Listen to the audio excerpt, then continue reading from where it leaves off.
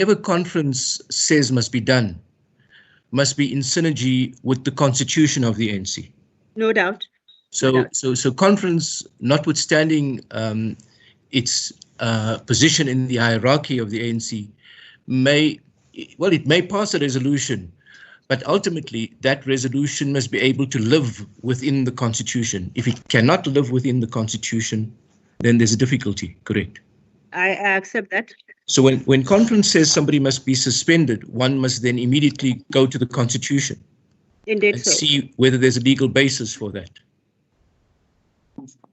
Correct. Indeed, so. And 25.70 will not provide a legal basis for anybody except if a jurisdictional requirement is met that they've been charged, correct? Indeed, so. Okay. So can there be reliance on 2570 with or without the conference resolution? Let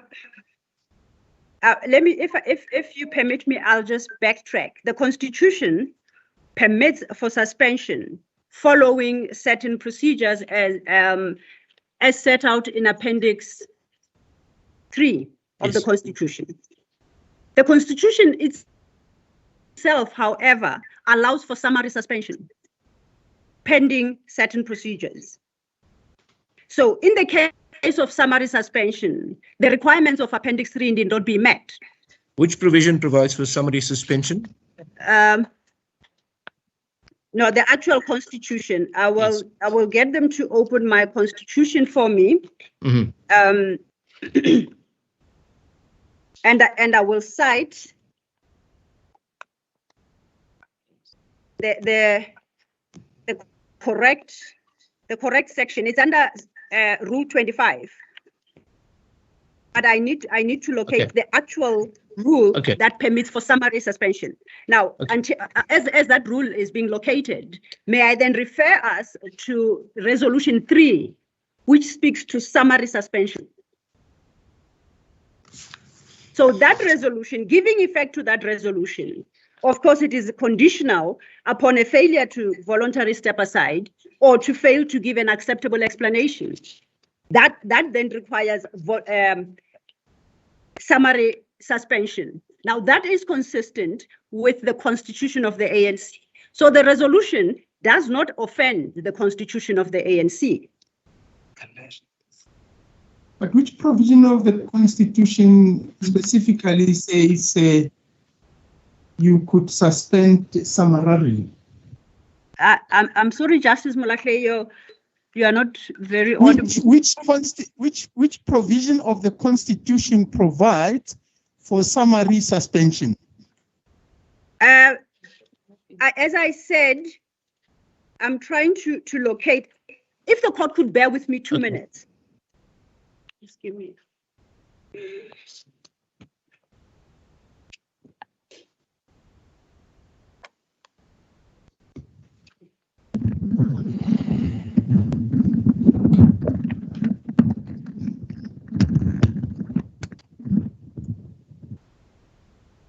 Uh, 25.56 of the Constitution. It reads, the NEC, the NWC, PEC, or PWC, as the case may be, may at any stage prior to the commencement of disciplinary proceedings against a member summarily suspend the membership of that member in accordance with the provisions of this rule.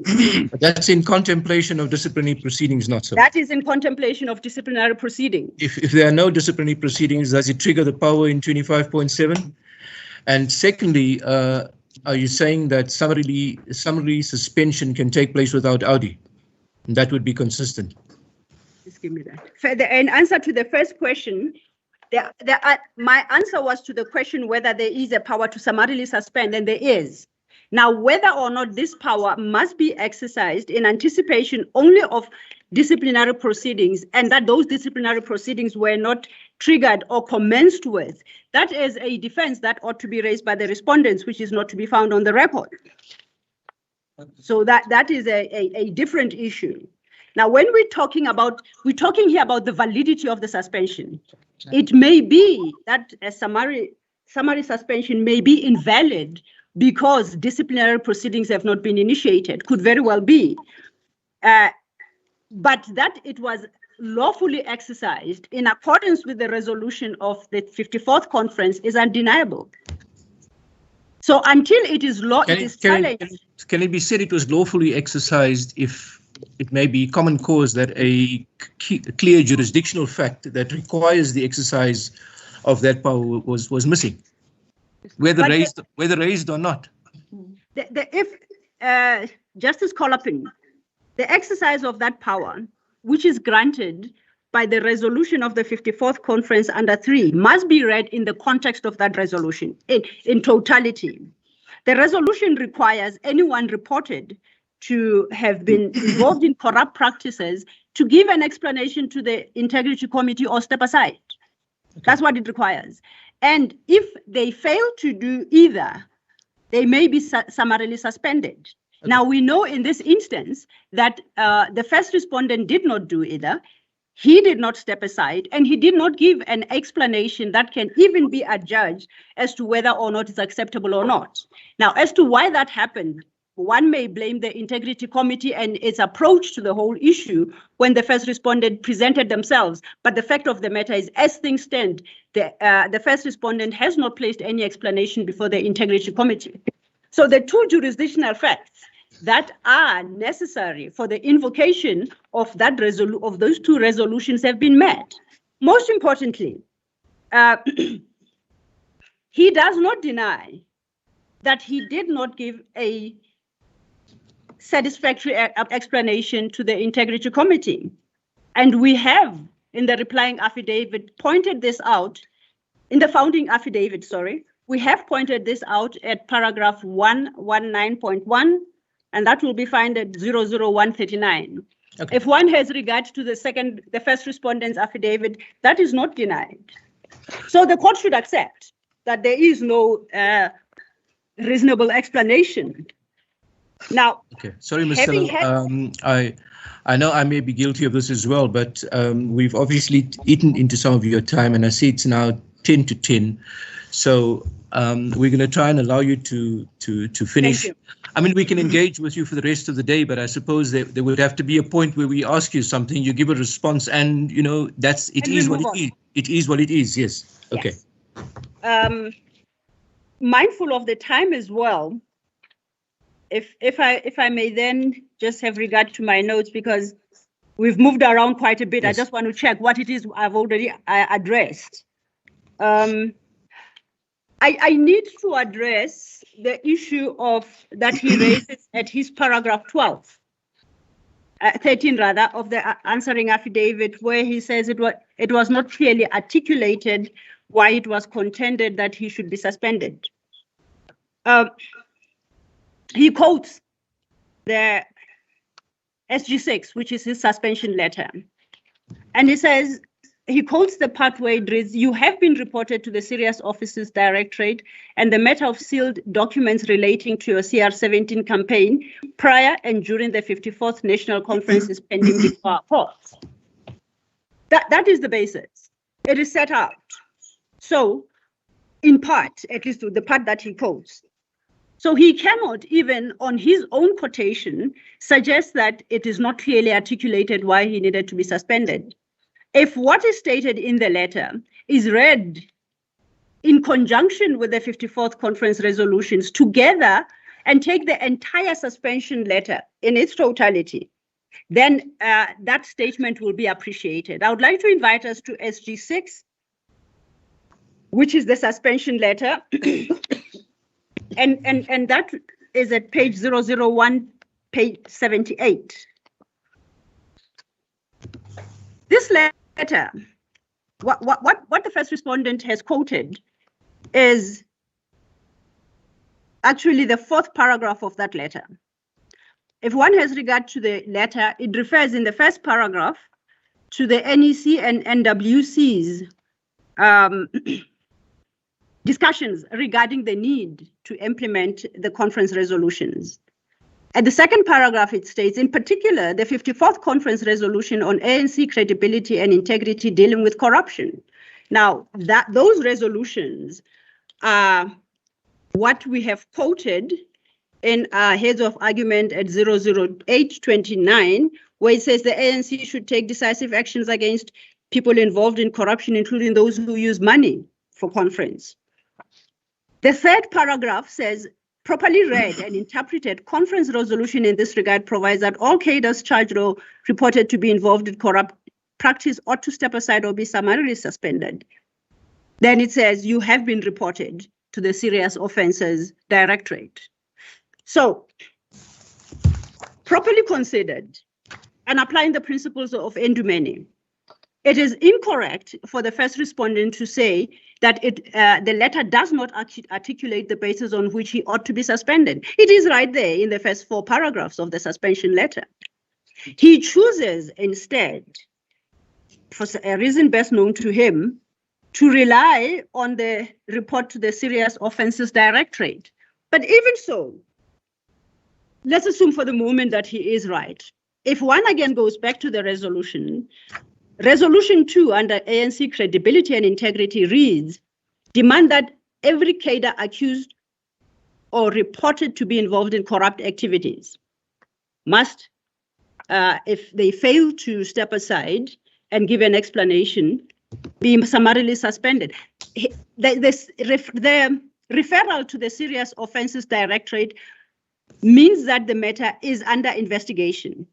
That complies with Resolution 3. It's an investigative procedure contemplated in Resolution 3. The investigation by the PP is carrying out an investigative exercise. That again is under investigation in accordance with Resolution 3. We know that there is a judgment which the first respondent relies upon between himself and for president of the country and the PP. But we also know that that judgment is on appeal. So the matter has not been disposed of. The investigation is still live. Now, even if the public protector's case was disposed of in its entirety, the first respondent does not deny that this matter has been referred to the Serious Offences Directorate, involving amounts in the region on the first respondent's version, 300 million. He has said before the State Capture Commission that he's had the number 1 billion bandish about, but at least he has confirmed 300 million. In any language, that is equally significant. So when he notes that the matter has been referred to the Serious Offences Directorate, he doesn't come back and he said, there is no such reference. I have been in contact with the Serious Offences Directorate and they have no record of such. He notes it and then he goes completely silent about it. Now, he instead, as I said, accepts and publicly declares that he raised 300 million at the very least for purposes of the campaign. And this he did under oath before the State Capture Commission. Now, to fully understand exactly what is happening and whether or not this conduct accords with the resolution, one must have regard to the very document that the first respondent puts up, which are the submissions he made to the public protector, and that is CR2 starting at page 00490. And in particular, I would like to refer the court to page 508. At 508, paragraph 40.4, under the heading fundraising, the following is recorded. The fundraising committee comprised of James Mutlatsi, Donne Nicol, Sifiso Debengwa, and Crispian Olva. This committee was responsible for mobilizing funds and resources for the campaign and acted as trustees of the trust established for the campaign. It held that the final responsibility for the campaign budget and received reports on campaign expenditure. The importance of this committee is reflected at paragraph 40.5 under organizing and campaigns, which states the purpose of this committee was to run mobilization and branch membership outreach programs in the first phases, establish and coordinate provincial and regional organizing structures for the campaign, and conduct political education and constituency work. Two things there. The mobilization is of branch membership. This is involving the branches and using funds to do that, and conducting constituency work. That constituency work can only be carried out amongst the constituencies of the ANC. We then need to, having regard to that and understanding what on his own explanation was happening, we then have to have regard to what he says in the pleadings. And this we will find at paragraph 19 of his answering affidavit. And in his answering affidavit, no, paragraph 14, I apologize, 14 at 003473. And I would like the court to consider what he says in that paragraph in the context of what the very submissions of the CR17 he made to the PP state. Sorry, what paragraph are you at? Paragraph? 14. Okay. Justice Colopin. At 003473. He takes issue with the quotation that he refers to from the suspension letter. And he says that it's an ill-informed distortion of the truth. The important part follows. He says the CR17 campaign was a campaign for the election of any members who stood as candidates that would constitute the leadership core that would make up the National Executive Committee that would lead the renewal process within the ANC at its 54th National Conference. On his own admission, it was intended to, the campaign was directed and intended to influence the makeup of the NEC. Now, it may very well be that there were other beneficiaries to that effort, but their issue is not before the court right now. At the very least, he is part of that cohort. And if regard is had to his very own admission and confession, and if one reads the resolution H of the ANC that it shall constitute involvement in corruption to use money to influence conference outcomes. Sorry, Mr. If I could just ask you as a matter of principle what we are required to do. The basis for the suspension is not a conclusion that there has been illegal activity, correct? The basis for the suspension is that illegal activity has been reported, correct? Now, the basis for the suspension is that you have offended the resolution that say you may not raise money to influence the conference outcome. Yes, but it doesn't say you've done that. It says you've been reported to do that, correct? It is. Let's accept for the moment that it says so. Yes. But, so what I'm simply asking is, surely it's not required of this court to make a determination on whether there was illegal conduct or not, just as it's not required for us to make that determination in respect of the suspension, because the jurisdictional fact, as you point out, is that if someone is the subject of an investigation, then that would trigger a suspension, the subject of an investigation. And that's what the suspension letter says. You have been reported to have done this.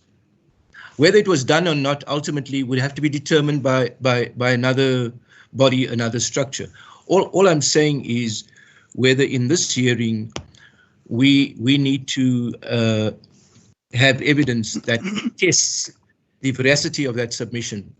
What is required is simply, if I look at the suspension letter, is that you have been reported to have done this. Judge Colopin, if I hope to be very brief in dealing with the question. Firstly, and I keep referring us to our heads of argument because that's where they are succinctly captured these resolutions. There are 4 resolutions at play. There's resolution 2 and 3 under the heading ANC credibility and integrity. And there's resolution H&R under fighting crime and corruption. These are 4 distinct resolutions that were adopted at the 54th conference. Now let's have regard to the suspension letter. The suspension letter refers to the resolutions of the 54th conference, and at paragraph 2 says, in particular, the 54th conference resolution on ANC credibility and integrity dealing with corruption. It is these resolutions that are being referred to. Now, yes. When Judge Kolapen makes reference to investigative procedures, that is one part, that is one resolution. A different resolution at H concerns the raising of money to influence conference outcomes. These are two separate charges. If one looks at SG6, it states, I apologize, Justice Kolapen and judges.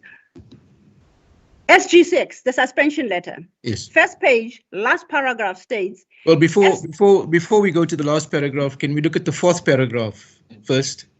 Yes, I'm looking. You have been reported to the serious director. Yes. Yes. Okay. And that would deal with the investigative procedure resolution. That is resolution 3. All right. Okay. Now, if we go to the last paragraph of that letter, it reads, as stated above, it has been reported, Comrade President, that you and your Nasrec campaign team raised money in an attempt to get branches to finally elect you as president of the ANC. That falls squarely within H of that resolution.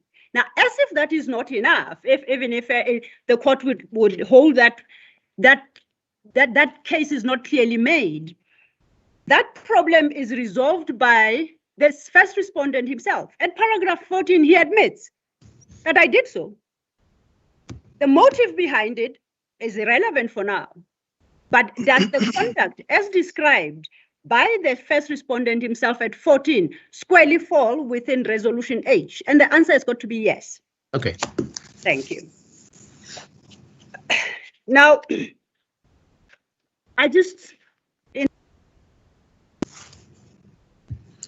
sorry, I think you've muted yourself, Ms. Sello.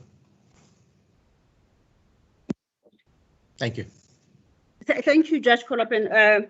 But by mistake, I definitely cannot afford to be muted right now, because I need to deal with a very important aspect of the matter, and I would refer to our heads dealing with the other issues pertaining to the first respondent suspension. Mm-hmm. As I indicated at the start of my submissions, that the applicant, the SG, invoked two powers there in suspending the first respondent. It is an instruction by the NWC, and it is the powers of the SG in terms of Rule 16.6.1 of the Constitution of the ANC. Not the first respondent, not the second respondent, challenges his powers in terms of 16.6.1. In fact, neither of the respondents even address themselves to that. Okay.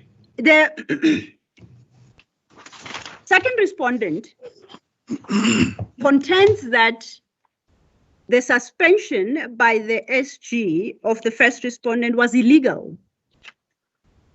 Now, in his replying affidavit, the applicant, consistent with the power that he claims in terms of 16.6.1, annexes RA3. RA3 is a resolution of the 18th of January 2018. Now we know that in the heads of argument, the respondents suggest that we, as regards this resolution, that they don't know whether that resolution is still in force, and basically put its validity into question, not seriously, but cast a cloud over it. However, we were prepared to deal with that until the respondents filed an opposition to Mr. Shezi's intervention. The court will recall that that intervention was part of the issues Mr. Shezi raised was challenging the authority of the second respondent, the Deputy Secretary General, to represent the ANC in these proceedings. In defense of their position, they whipped up the resolution of 18 January 2018. And surprise, surprise, it is the same resolution that we call RA3, which in their heads they had suggested they don't know if it is valid, it is still valid or still applicable. So the court dealt with that resolution to some extent, in fact, at length, in striking off Mr. Shezi's application. Now, I would like to refer us to that resolution, and I'll do that very, very quickly. That resolution is to be found at page 00493. 00493. Yes. Annex to RA3.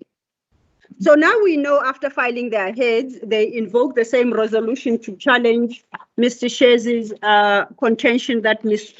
Duarte is not duly authorized, and they succeed. That resolution at RA3 deals with two issues resolved. The first resolution was to mandate the SG and the DSG in their respective capacities as Secretary General and the Deputy Secretary General to institute and defend legal proceedings on behalf of the ANC. But there is a second part to that. The second part to that states, the second resolution, that the NEC delegates to the Secretary General and the national officials the power to take all steps necessary or warranted for the due fulfillment of the aims and objectives of the ANC and the due performance of the ANC's duties, and to provide reports to the ANC from time to time in this regard. So, okay. If this resolution must be read together with the ANC's constitution itself, and in particular,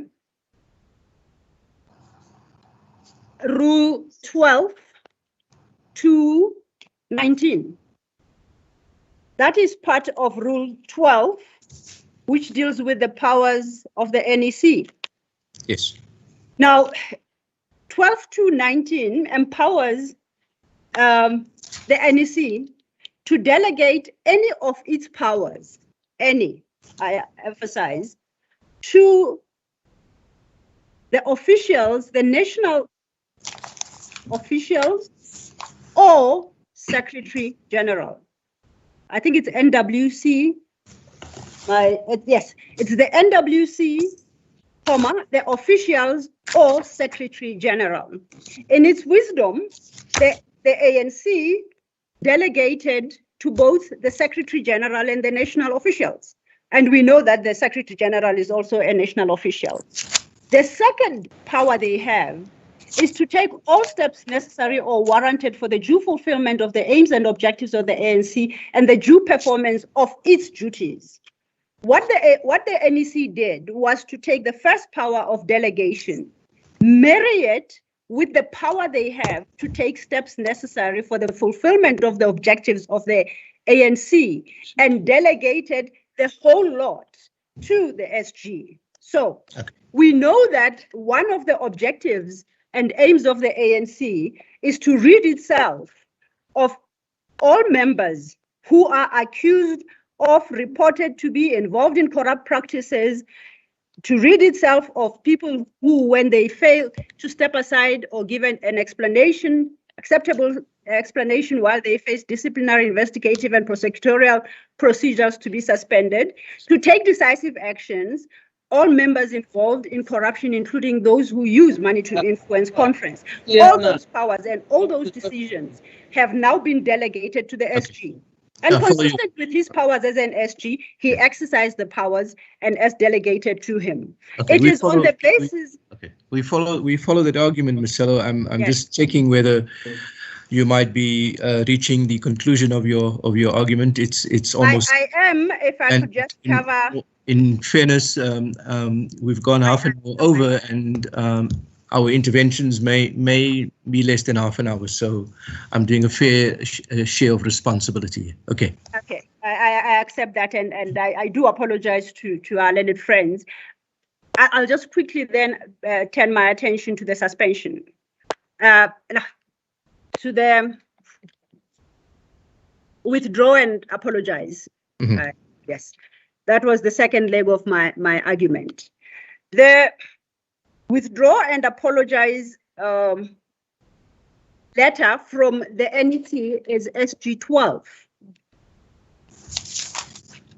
And if we have regard to SG12, that letter reflects the views of the NEC. Now, that letter is important in the question whether or not the suspension is valid, accepting for the moment that in so doing, the Secretary General was duly authorized both by the Constitution and the delegated power to suspend the first respondent. Then we look at what the NEC considered at its meeting of the 8th to the 10th in reaching the decision that it did. We say that the suspension is valid on two grounds. Firstly, the NEC, in taking a contradictory position on this matter, was, and as to the validity of the action of the Secretary General, was wrong, both in fact and in law. And second, the process that was undertaken was vitiated by the first respondent's participation therein. So it's on two levels. Firstly, if we had regard to SG12, SG12 quotes in the first paragraph, at the NEC meeting of 8-10 May, the NEC discussed your so-called letter of suspension dated 3rd May to the president, and it states the important part, for which you had no authority or mandate from any structure of the movement. We know that's factually incorrect. And you've dealt with that in support of the validity of the suspension, Indeed. correct? Yes, So, okay. the second aspect is that in taking that decision, the beneficiary of that deliberation and decision of the NEC, which is the first respondent, participated in that entire process, including participation in issuing a sanction against the Secretary General. And that sanction was publicly delivered or announced by the first respondent himself. In this regard, this happened without any audi to the first respondent, to the applicant, the SG. And while in that meeting, where he could defend his position and possibly draw attention to the NEC's own delegation, he was booted out of that meeting before these discussions were held. The second issue is that having him booted out, the beneficiary of the debates, the first respondent, stays in the meeting. In the replying affidavit, we do make the point that it does not appear that at any point he was asked to recuse himself. It is assumed in his position as the president, took part in those deliberations, and he sanctioned the decision that he withdraw and apologize. Now, insofar as his own participation is concerned, we need do no more than to refer to the very case that the respondents rely upon, which is the case of Mtimunye Bokoro. They do so in their heads of argument at paragraph 73. And they say, to raise the point that... Madam, are you on Magashule today? Sorry, Beta, can we ask everybody to please, if you haven't been unmuted, to please, haven't been muted, to please mute yourself. We need to have this hearing without any interference. Thank you. And thank you, Justice. Can I suggest that the Mtimunye case, they rely for a on... second? We pause for a second and ask Peter to mute everybody, and then we unmute ourselves. Okay, will that be That fine? And might Miss, be necessary. I've muted the person that was speaking. It's not Okay, a good. problem. Thank you. Sometimes it just takes a second because I have to scroll through the list of hundreds of attendees to see who's unmuted. But Good, it's thank you. And then Ms. Sello, could I give you 5 minutes to please wrap 5 up? minutes it is, and if not less, Justice Colopin. I think I'm still audible. I don't appear to be muted. Thank you.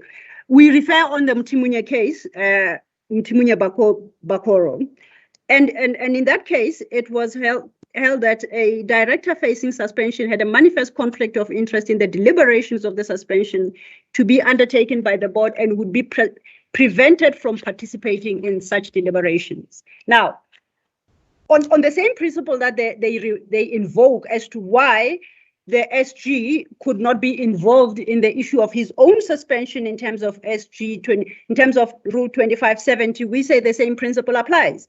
The first respondent ought to have been recused from the deliberations regarding his suspension effected by the applicant and the validity thereof. But not only does he participate, he makes the announcement to declare his own innocence. Now that is the height of conflict of interest. So we submit that in light of the fact that the NEC decision of the 8th of May was both factually and legally wrong, because they ought to have known that the SG was duly mandated. They are stopped from denying his authority. They delegated full authority to him and he exercised it. And secondly, on the basis that the entire process and proceedings were vitiated by the first respondent's participation in them, the purported suspension or the setting aside of the first respondent's suspension is invalid. Where does that place us? It restores the status quo ante prior to the 8th of May 2021. The suspension letter is there. What then must happen? What must happen is that it must be validly set aside. Now, in the interest of time, we will address in full the question of the validity and the failure of the first respondent in these proceedings to seek a relief in terms of which it asks for a declaration of invalidity of that suspension letter. We point out that it is not open to the court to mero motu declare that suspension invalid. The court must look at the submissions we make and the facts pleaded and not denied as to why we argue it is valid. In the absence of a counter application, it must stand. The rest we shall leave to arguments in reply. These issues arise again in the course of the respondent's argument, so we shall address them in reply. Thank you, Justices, unless there are questions. Good. Thank you. Thank you, Ms. Sello. Okay, it's 10:20 now. I think Mr. Trengrove has been having his calculator on and he's calculated quite conscientiously the time that he's entitled to. Whether he demands all of it is another matter, but let's hear what he has to say. Mr. Trengrove, thank you. Thank you very much, my lords, my lady. Yes, our own friends took more than 5 hours, but I'll try and devote less time to my submissions. I will address the topics raised in our heads of argument in the sequence in which they are raised. That's the validity of Rule 2570, the step-aside rule and its implementation by the NEC, Mr. Magashule's suspension, the President's suspension, the request for a retraction and apology, the application to strike out, and lastly, say something about the suggestion that the President should have asked for condemnation. May I start with the validity of Rule 2570?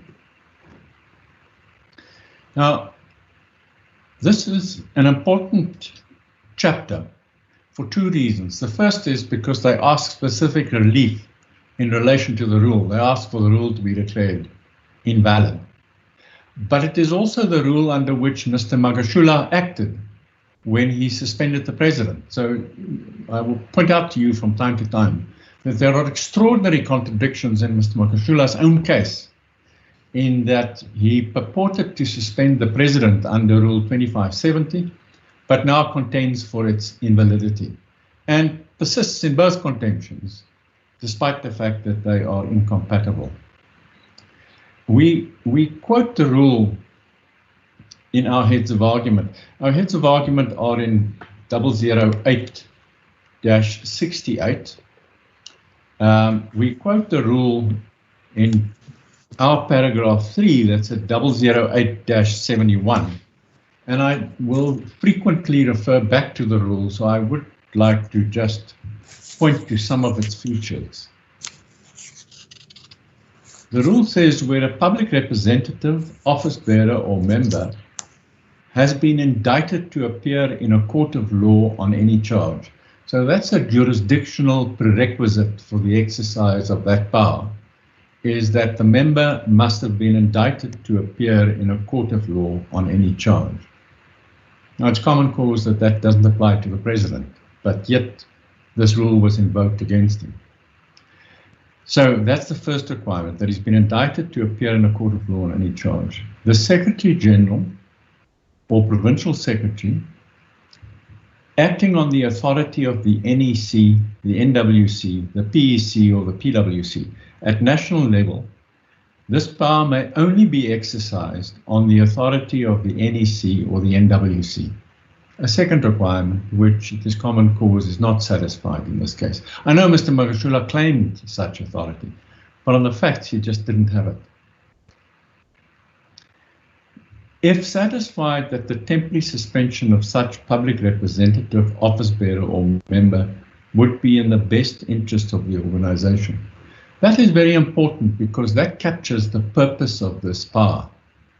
It is not a disciplinary power. It is not a punitive power. It is a power designed to protect the best interests of the organization. And then it says, if the SG forms that view, that it's in the best interests of the organization, then he may suspend. So the purpose is to protect the organization. And the rationale for it is obvious. No organization of any self-respect wants somebody indicted on a serious crime to be its public face, to be seen to be in its leadership.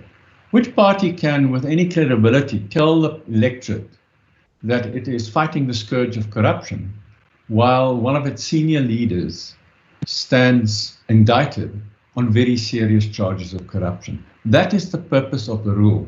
It is to protect the party and to protect the best interests of the party. It is not a disciplinary rule as has been suggested. Now, the attack on this rule was very cryptically pleaded. There was nothing of all these fancy arguments that my learned friend Mr. Mpofu raised. The pleading was, we quoted in our paragraph 4, that the clause was out of sync with the provisions of the Constitution and the ANC Constitution, and I quote, more particularly as it violates both rules of natural justice and, more importantly, the presumption of innocence. So that was a twofold attack, and that was all. Firstly, that it violates the rules of natural justice, and secondly, that it violates the presumption of innocence. That was the only attack on the rule. And none of this argument that we were entertained on yesterday was advanced at all. Now, I don't need to tell you that a litigant is held to its causes of action pleaded in its founding affidavit. You can't change horses and shift ground. Every time you discover that your cause of action is bad, shift to another. And we will see that there has, in this case, been many a shift. Every time Mr. Magashule finds himself on floundering legal foundation, he shifts ground. And even in argument, we heard this morning, we heard a few minutes ago, that Mr. Magashule apparently suspended the president under Rule 1661. Well, that's the first time we've heard of it, and I'll get back to it. But it's another illustration of how Mr. Magashule, every time he runs into problems, then he shifts ground. He's not allowed to do so. But on this attack that the rule violates the principles of natural justice, it's important to have regard to the Jockey Club line of cases, the cases that govern voluntary associations. Because what they make plain is this, that voluntary associations constitution is a contract between the association and its members, and where it confers disciplinary powers on the voluntary association, then an implication arises that it will exercise those powers in accordance with, in my day we were taught of the rules of natural justice, more modern times speak of the fundamental principles of justice. But it is an implication which arises unless the contrary is stated in the Constitution. So, if needs be, if we're wrong in every submission that we make, if our learned friends are correct, and this is a disciplinary provision, and no provision is made, no express provision is made for the application of the rules of natural justice, then under the Jockey Club line of cases, that requirement arises by implication. So that even if this is a disciplinary provision, and no express provision is made for the application of the rules of natural justice, under the Jockey Club line of cases, that implication arises tacitly, and therefore you can't condemn the clause for being in violation of the principles of natural justice simply because natural justice isn't expressly provided for. That is, every Jockey Club's constitution provides for disciplinary powers, no express provision for natural justice, but the courts have long held, for a century held, that that is implied. Then our learned friends also now rely on section 19 of the Constitution. Not an attack pleaded, by the way, and therefore not a permissible one. But let me face it, even if they were allowed to invoke it, the fact of the matter is that the Constitution, section 19 of the Constitution, does not mean that a political party may never suspend a member. Does not mean that a political party may never expel a member. And our learned friend ultimately had to accept that what it means is no more than to require of a political party, if it impinges upon the freedom of a member to participate in its activities, that it must do so in accordance with the rules of natural justice. And that really is the heart of Ramakatsa paragraph 73, which the court is certainly aware of, and Lady Justice Wiener has referred to it, where the Constitutional Court said the following: Section 19 of the Constitution does not spell out how members of a political party should exercise the right to participate in the activities of their party. For good reason, this is left to political parties themselves to regulate. These activities are internal matters of each political party. Therefore, it is these parties who are best placed to determine how members would participate in internal activities. The constitutions of political parties are the instruments which facilitate and regulate participation by members in the activities of a political party. So, the section 19 has a perfectly sensible interpretation a la Ramakatsa, and that is that every citizen has a constitutional right to join a political party and to participate in its activities. And nobody may preclude any citizen from doing so. But when they do participate, they participate in accordance with the rules of the party. And the Constitution doesn't say that you have a right to participate free of any discipline, and free of any restriction. On the contrary, the Constitutional Court says that the manner of participation is regulated by the Constitution. Now, my learned friend ultimately accepted that proposition, and he ultimately accepted that the implication of the section is no more than to require audi when you suspend a member. But let me just reinforce that concession that he made, because it is really one that must be obvious. The extreme position that he started off with, was pointed out to him, would mean that a political party may never suspend a member. He accepted that that could never be the implication. It would, in fact, go further. It would never allow a political party to discipline a member either by suspension or by expulsion.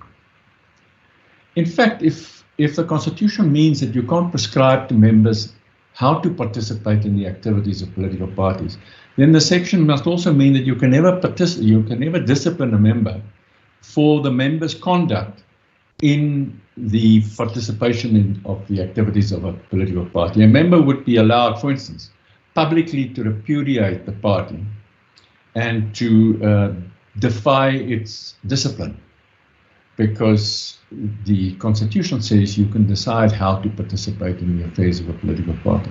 Now, that clearly is not so. My learned friend has accepted that that is not so, and he accepts, in fact, that that would be absurd. And his bottom line, therefore, is that it requires no more than audi. Well, if that is so, then the Section 19 can't imperil the constitutional validity of Rule 2570, because all it means then, all that the Constitution requires of Rule 2570 is that that power be exercised in accordance with the principles of natural justice. Well, that's what the Jockey Club cases tell us is implied when you have a disciplinary power. We shall later submit to you that the exercise of this power is subject to the requirements of natural justice, but it remains to ask oneself what natural justice requires in this case. We know that if, well, let me address it later, but let me immediately say, so the only remaining question is what natural justice requires of the exercise of this power. But whatever that requirement might be, it doesn't imperil the validity of the rule. At the moment, I'm addressing the validity of the rule. My learned friend's bottom line is that all the Constitution requires of the rule is that it permits the rules of natural justice to apply. Our answer is, under the Jockey Club line of cases, natural justice is impliedly applicable, and therefore there is no ground of invalidity. There is a further ground as well, and that is Section 39(2) of the Constitution. If he says that that is what Section 19 of the Constitution requires, that this power be exercised in accordance with the rules of fundamental justice, well then Section 39(2) of the Constitution would also require you to interpret the common law to mean, to bear that meaning. In other words, for the common law to require in these circumstances that a power of that kind be exercised in accordance with the rules of natural justice. So whether you do it on a Jockey Club implied contract basis or on a Section 39(2) interpretation, both routes get you to the same outcome, and that is that the rules of natural justice govern the exercise of this power. All that remains for us to determine is what the rules of natural justice require in a case like this, and whether those requirements have been met. Sorry, Mr. Chendra, just while you're on that point, it was argued that the... Sorry, Judge Colopin, if I can just say, I think we may have lost Judge Mogaleli. So I just thought maybe we should check that out before continuing. Okay, thank you, thank you. Judge, I'll just check. I did see that he's not on screen, but he has been in the proceedings. So I'm just going to double check now again. Okay. I'll check with him as well. He is here, Judge, in the list of participants.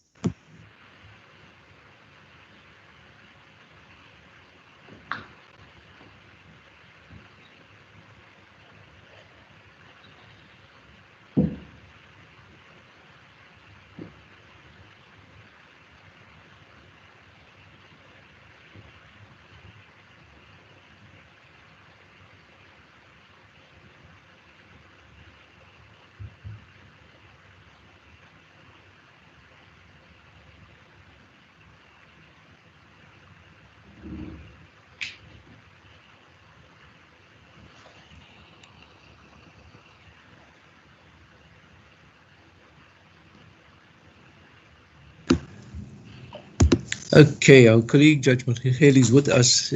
He can't be seen, but he can be heard. So that's what matters. Okay. Thank you. Mr. Trengove, I was just going to ask at that point is it was suggested that the effect of 25.70 constitutes a limitation of the rights in 19, and therefore that triggers the limitation inquiry in section 36. What's your view on that? Well, to conclude that it's a limitation, one first has to determine what the Constitution requires. In other words, what the implication is, what Section 19 requires. You can't come to any conclusion about the limitation of a right until you have defined the requirements of that right. Now, and that is where one has to ask yourself, what does Rule 19 require? What does Section 19 require? And it is on that point where Ramakatsa paragraph 73 is decisive, because it makes it clear that all that Section 19 requires is that you allow all citizens a freedom of choice to participate in the activities of a political party. But the manner in which they are allowed to participate is something that falls beyond the scope of Section 19. That is regulated by the Constitution of the political party. So, if you ask yourself, what are the contours, what are the boundaries and the requirements of this constitutional right, then it is a right to join and participate in the activities of a political party in accordance with its constitution. Well, then in this case, there is absolutely no limitation of the right, because the member who is disciplined or who is suspended or who is expelled is not precluded from participation in the political party in accordance with the provisions of its constitution. So the answer to that contention is, once there is a limitation, yes, then you have to go to Section 36 to see whether the limitation is justified. But in a case where you don't even get to a limitation, where the Constitution requires no more than the Constitution already affords every member who joined the party, then there is no limitation. And then there is no Section 36 inquiry, because Section 36 inquiry is only triggered if somebody impinges on a right, on a constitutional right. So if you ask yourself, does a rule that permits suspension limit the right under Section 19? Then the answer is no, because the right under Section 19 is a right to join and participate in the activities of the political party, but in accordance with its constitution. There is no right never to be suspended or never to be disciplined or never to be expelled. Those matters are matters about which the Constitution leaves the jurisdiction to the political party to express in its constitution. The only other basis on which Mr. Magashule attacked the validity of Rule 2570 is that it was said to be in violation of the presumption of innocence. Now, the presumption of innocence as it was pleaded is the constitutional right of presumption of innocence, and it was suggested that the suspension right violates the presumption of innocence because the presumption of innocence would have it that somebody accused of a crime must be deemed to be innocent. But that, with respect, is a misguided understanding of the presumption of innocence. The presumption of innocence is a constitutional right, but it is a right entrenched in Section 35(3)(h). Section 35(3) is a right or a collection of rights conferred on an accused person. In other words, the Section 35(3)(h), read with its preamble, reads as follows. Every accused person has a right to a fair trial, which includes the right to be presumed innocent, to remain silent, and not to testify during proceedings. So it is a right which governs the manner in which criminal prosecutions are conducted. It has nothing whatsoever to do with the conduct of disciplinary or civil litigation in any way. And in fact, it's such a trite proposition that it's hard to find authority for it. But the Constitutional Court did make it plain in a case which we didn't mention in our heads of argument, but if we may add it, it's a case of Prinsloo v. van der Linde, 1997, Volume 3, SA, 1012. Judgment of the Constitutional Court, and the applicable paragraphs are 37 and 38. What was an issue there was a civil onus that was created in the case of veldfires against the landowner on whose land a veldfire originates. And the question was whether that rebuttable onus was unconstitutional because it was in conflict with the presumption of innocence. And the Constitutional Court held no, the presumption of innocence operates in the conduct of criminal prosecutions and not in the conduct of civil litigation.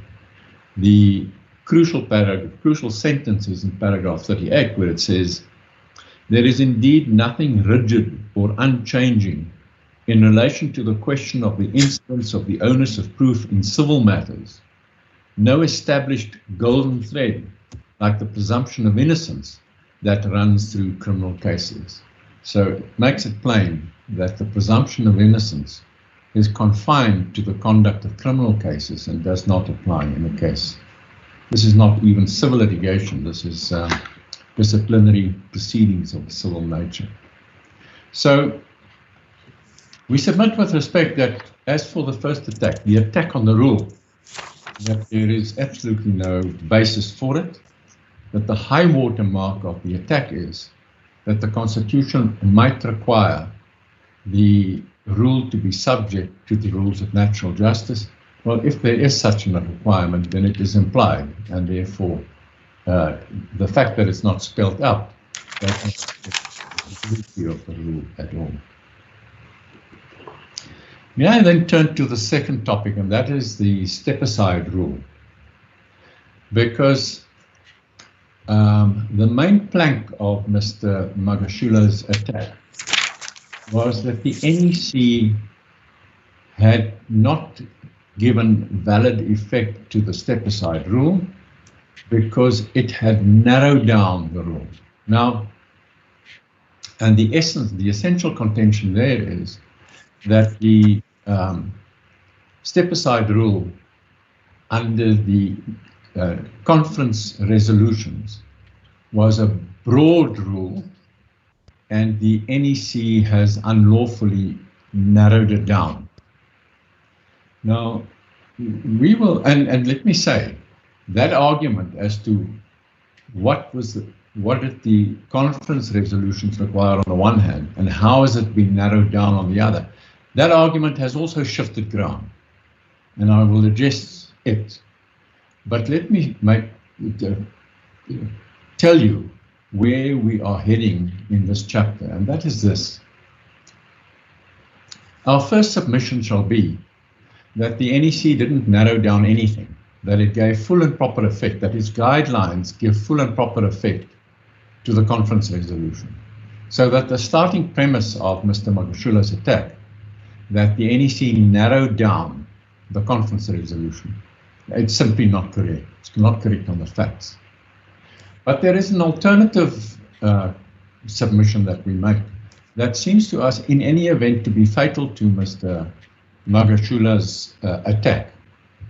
And that is that even if the NEC had narrowed down the conference resolution, then its guidelines are still valid as far as they go, because nobody has suggested that the guidelines have go beyond the perimeters or beyond the scope of the conference resolutions. The complaint is that the conference resolutions have been narrowed down, that the guidelines don't give full effect to the conference resolutions. Well, even if that is true, which we deny it is, but even if that is true, then the implication is simply that the NEC guidelines do not give full effect to the conference resolution, but that they are valid as far as they go. There's nothing to invalidate them. Assume for the moment the conference resolutions required 100 things to be done. The NEC resolutions do 80 of them, but has omitted to do the last 20. Well, then the 80 would still be valid as far as they go. There is nothing invalid to them, because what Mr. Magashule accepts is that they give effect to the conference resolutions as far as they go. His only attack is that they don't go far enough. So it seems to us that this is a futile attack, because even in its own terms does not invalidate the NEC's guidelines.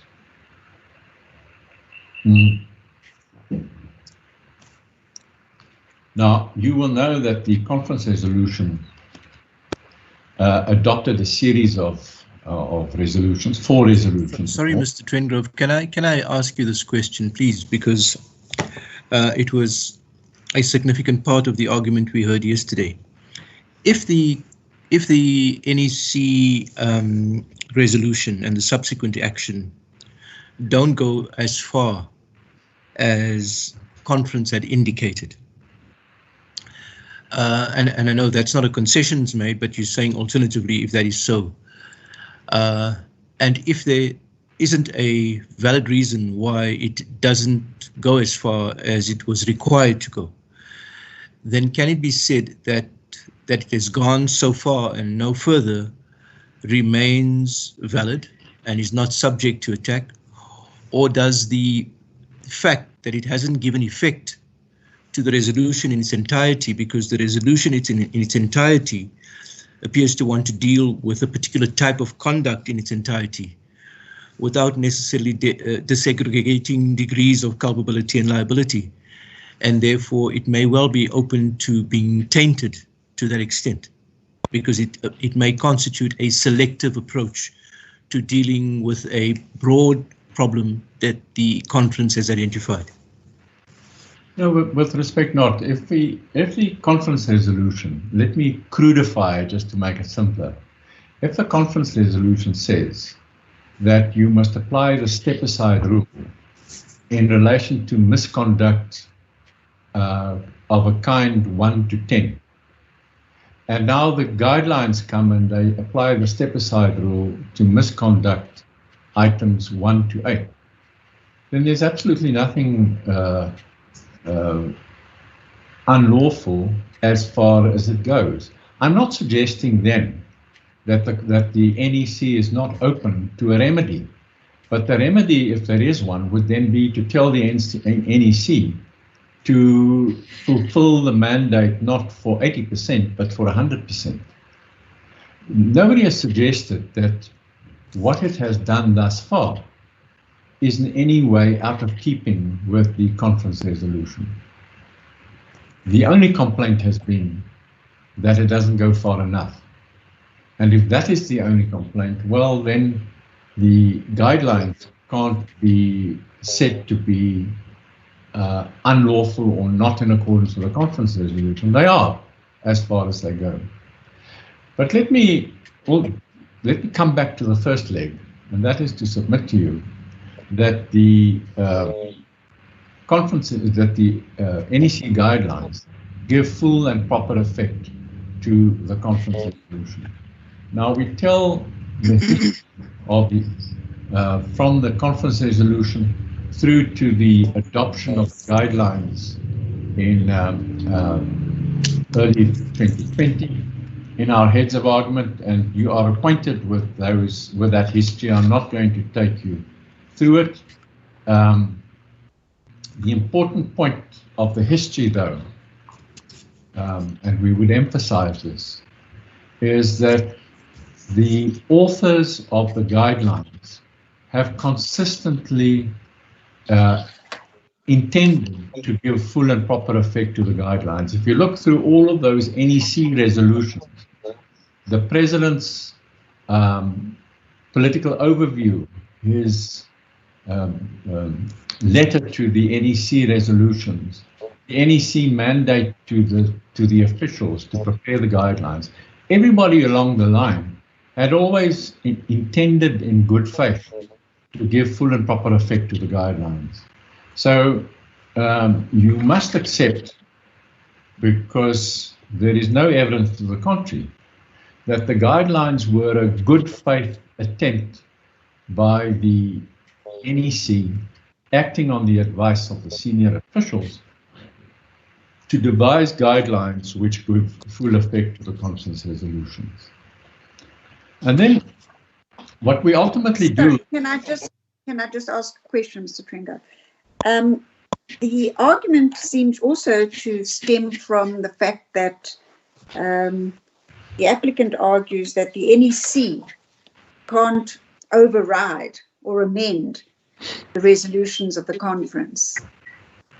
What's your response to that? I would accept that the NEC cannot override the conference, because the conference is the highest authority in the party. And therefore, we accept as a basic premise that the NEC may not contradict the conference resolutions. And ultimately, we also accept that the NEC must fulfill the conference mandate, i.e., to apply the step-aside rule in accordance with the conference resolutions. We say it did so, but we also say, but even if it did, its shortcoming was confined to a failure at worst to give full effect to the conference resolution. And that failure doesn't render invalid what it is done. It merely requires the NEC to supplement what it has done.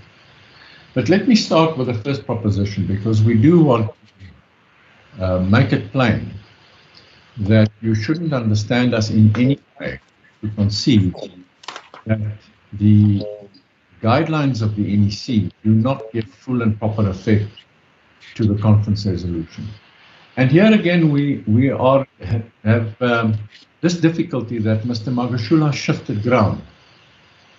His initial complaint was that the guidelines failed to give full and proper effect to the conference resolutions, because the conference resolutions were not confined to people indicted of criminal offences. The conference resolution also extended to people accused of corruption, even though they have not been indicted. That was the basis of his attack in his founding affidavit. And you will remember that he says that the NEC guidelines have departed from the mandate of the conference, because it has now made the NPA the arbiter of who should be suspended or not. But that attack was based on a blind reading of the guidelines. That attack simply did not recognize that the guidelines created two categories of people to whom it applies the step-aside rule. And for good reason. The first category is those who have been indicted, and the second category is those who are accused but have not been indicted. And it is a sensible distinction to make, because in the case of those who have been indicted, one knows that someone is indicted only if the NPA have done an investigation, the NPA is satisfied that there is a prima facie case, and the NPA then triggers a criminal prosecution, which is a formal process by which the validity of the accusations will be determined. So it is sensible to deal with people who have been indicted as a separate category. Another category, which it deals with at some length, is people who are accused of. Sorry, can you just refer us to the guidelines in the case line so that we can have a look at them? Certainly. They are at 003-327.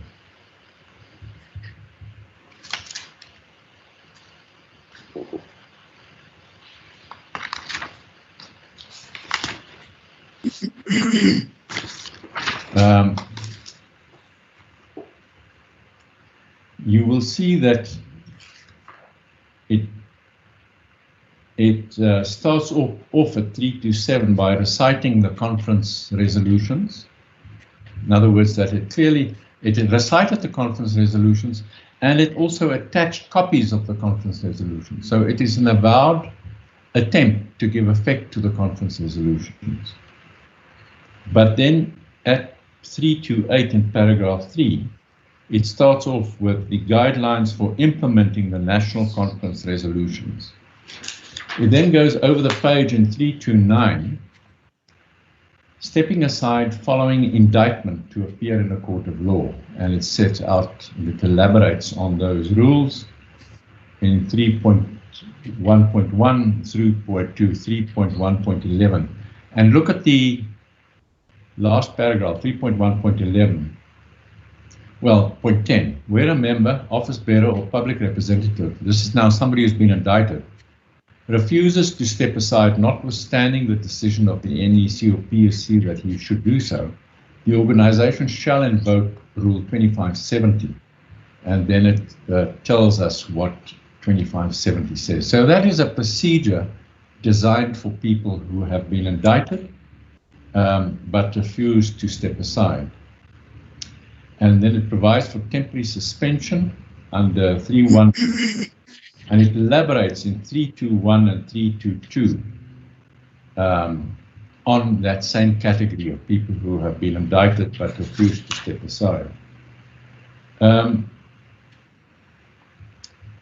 3.3.1, it creates a different category, or provides for an additional process whereby temporary suspension pending ANC disciplinary processes following an indictment. So you might also, where there is an indictment, you may also decide to have a disciplinary process, and in that event it's governed by 3.3. And then 3.4 at page 332 deals with the other category, and that is members facing allegations of corruption and or serious crimes. That is people who face allegations but have not been indicted.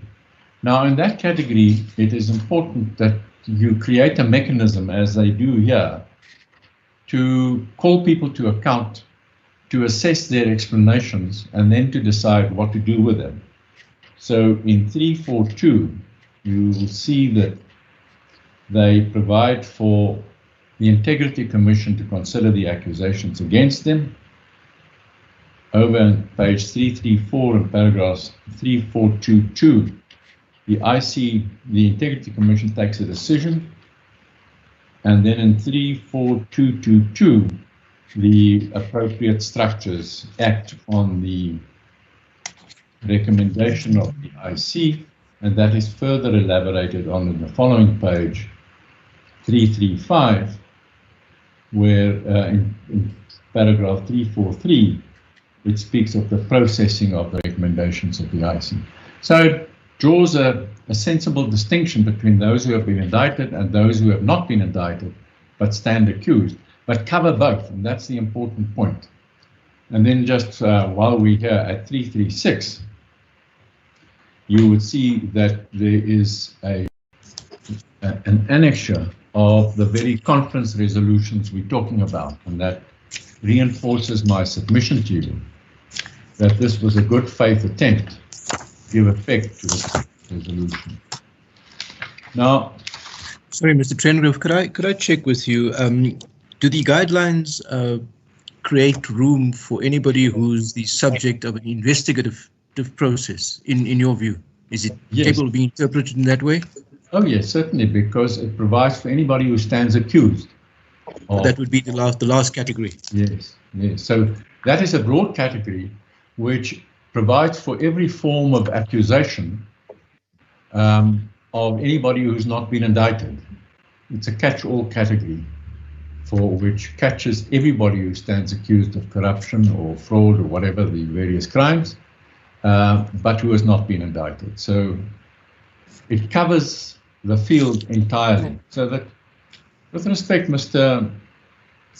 Magashule's initial attack on the guidelines, that they fall short of the conference resolution because they are confined to people who are indicted and do not extend to people who are accused but not indicted.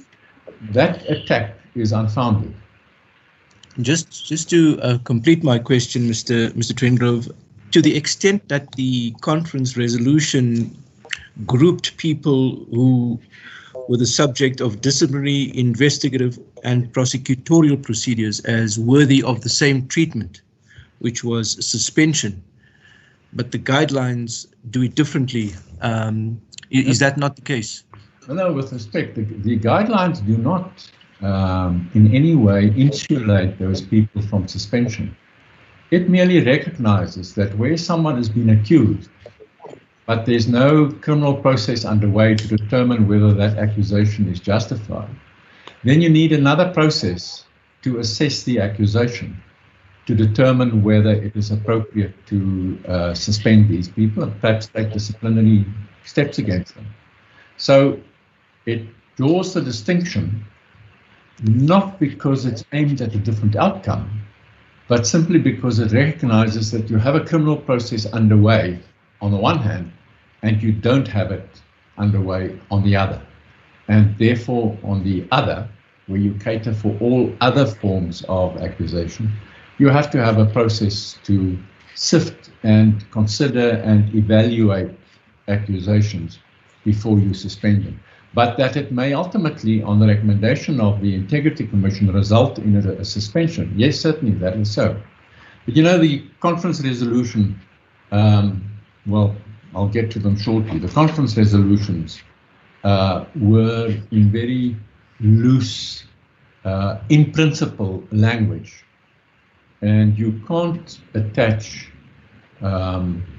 focused attention to any little phrase in the conference resolution. One has to read them together in order to in order to understand what they had in mind. Because Mr. Magashule has now shifted ground again. He now recognizes that the guidelines are not limited to people who have been indicted. They are also aimed at people who stand accused in whatever form. And therefore his original attack made in his founding affidavit is invalid. So what does he now do? He now argues that the guidelines are invalid because they fail to give proper effect to Resolution H. Now, if I may ask you to go to the conference resolutions which are quoted in our heads of argument at 008-88, that's paragraph 34 of our heads of argument.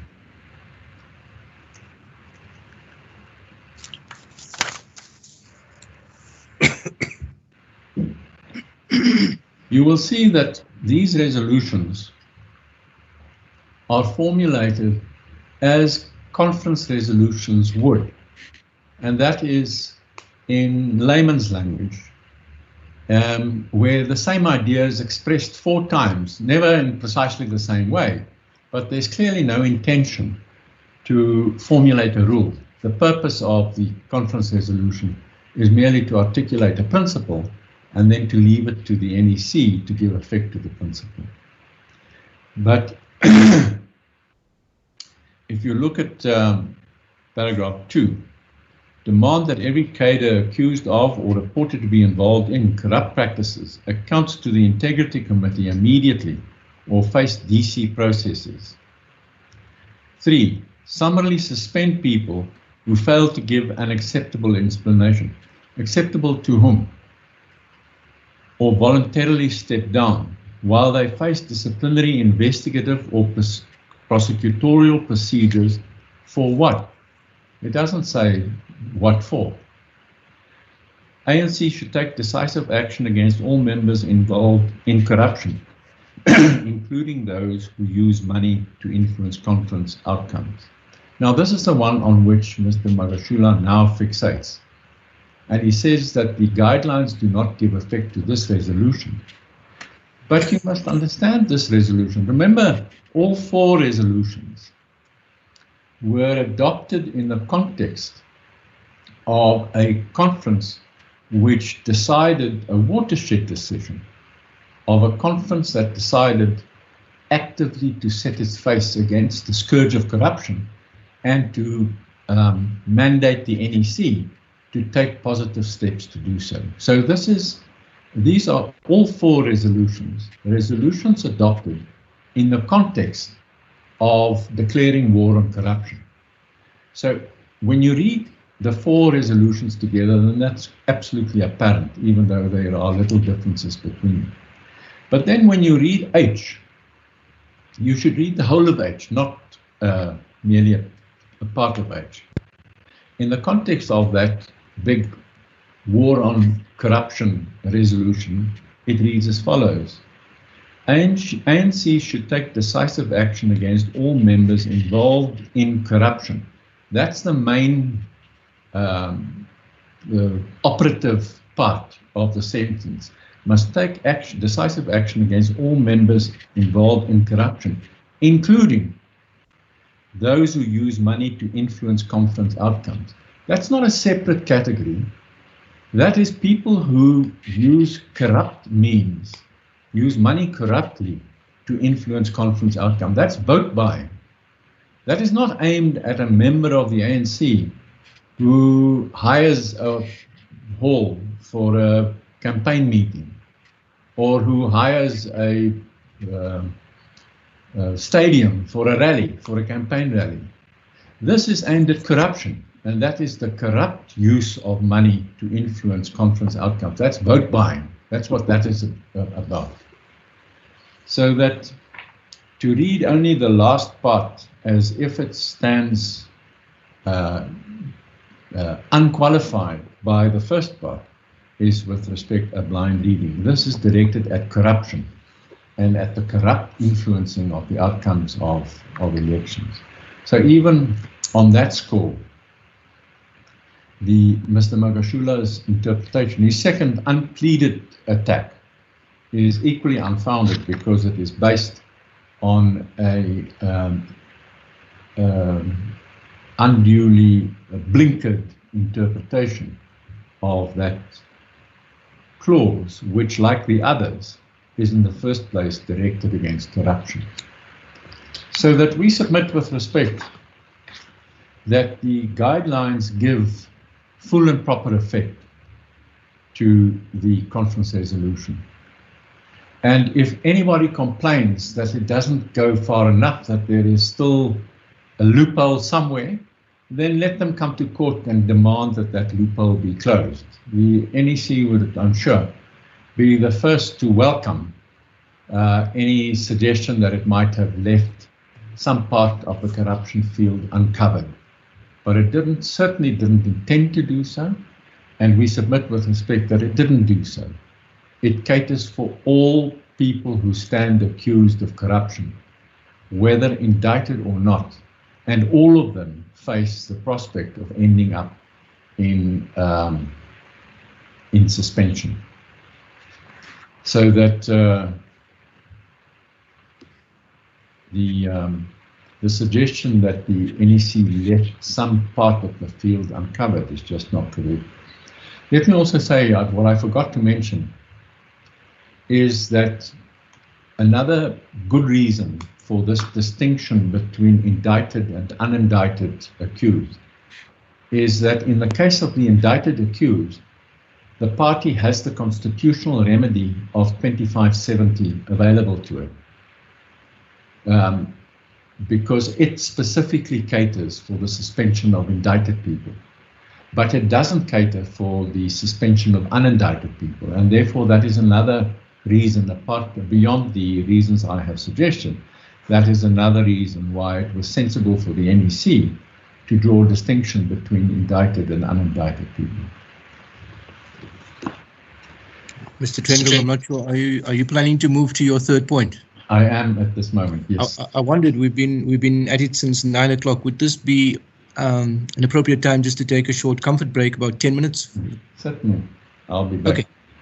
Good, thank you. 25 past. Court will adjourn for 10 minutes. Thank you.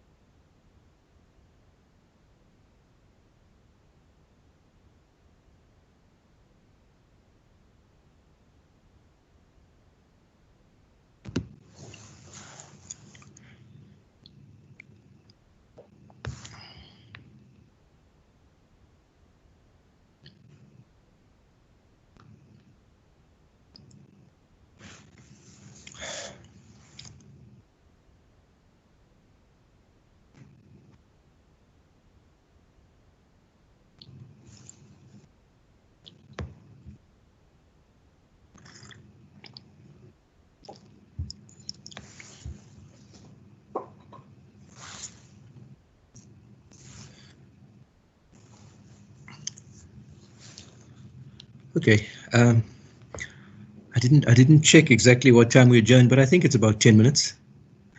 Yeah. Good. Thank you. If everybody's back, we can start. Thank you, Mr. Trengo. Thank you very much, my lord. Is Judge Wana is with us, is she? I don't see her. Yes. Yes, she is. There I am. Okay, good. I'm turning now to the third chapter, and that is Mr. Magashule's suspension. We addressed it in our heads of argument from page 008-93 from paragraph 45. Mr. Magashule contends that his suspension was invalid on 4 grounds. The first is that he was not afforded a fair hearing before his suspension. The second is that his suspension was in breach of his right under Section 19 of the Constitution. The third is that the DSG, Ms. Duarte, was not authorized to issue his letter of suspension because that's an authority vested only in the Secretary General. And the fourth is that his suspension was in breach of some of these specific requirements of Rule 2570. Now, let me say that those first 2 grounds, that he was not afforded a fair hearing before his suspension, and that his suspension was in breach of his rights under Section 19, they've now collapsed into a single complaint because my learned friend accepted that Section 19 merely required that he be given a fair hearing. So those 2 complaints really now have collapsed into one. And the question is whether he was entitled to a fair hearing, and if he was, whether he got one. Now, we accept that Rule 2570 is subject to a jockey club implication, and that is an implied term that it is subject to the application of the rules of fundamental fairness. But the question then is, what does fundamental fairness require in the context of the suspension of a member who has been indicted on a crime under Rule 2570? We will submit in the first place that such a member who is being suspended under 2570 is not entitled to a hearing because the rules of natural justice do not require that such a person be given a hearing, and we will invoke constitutional court authority for that proposition.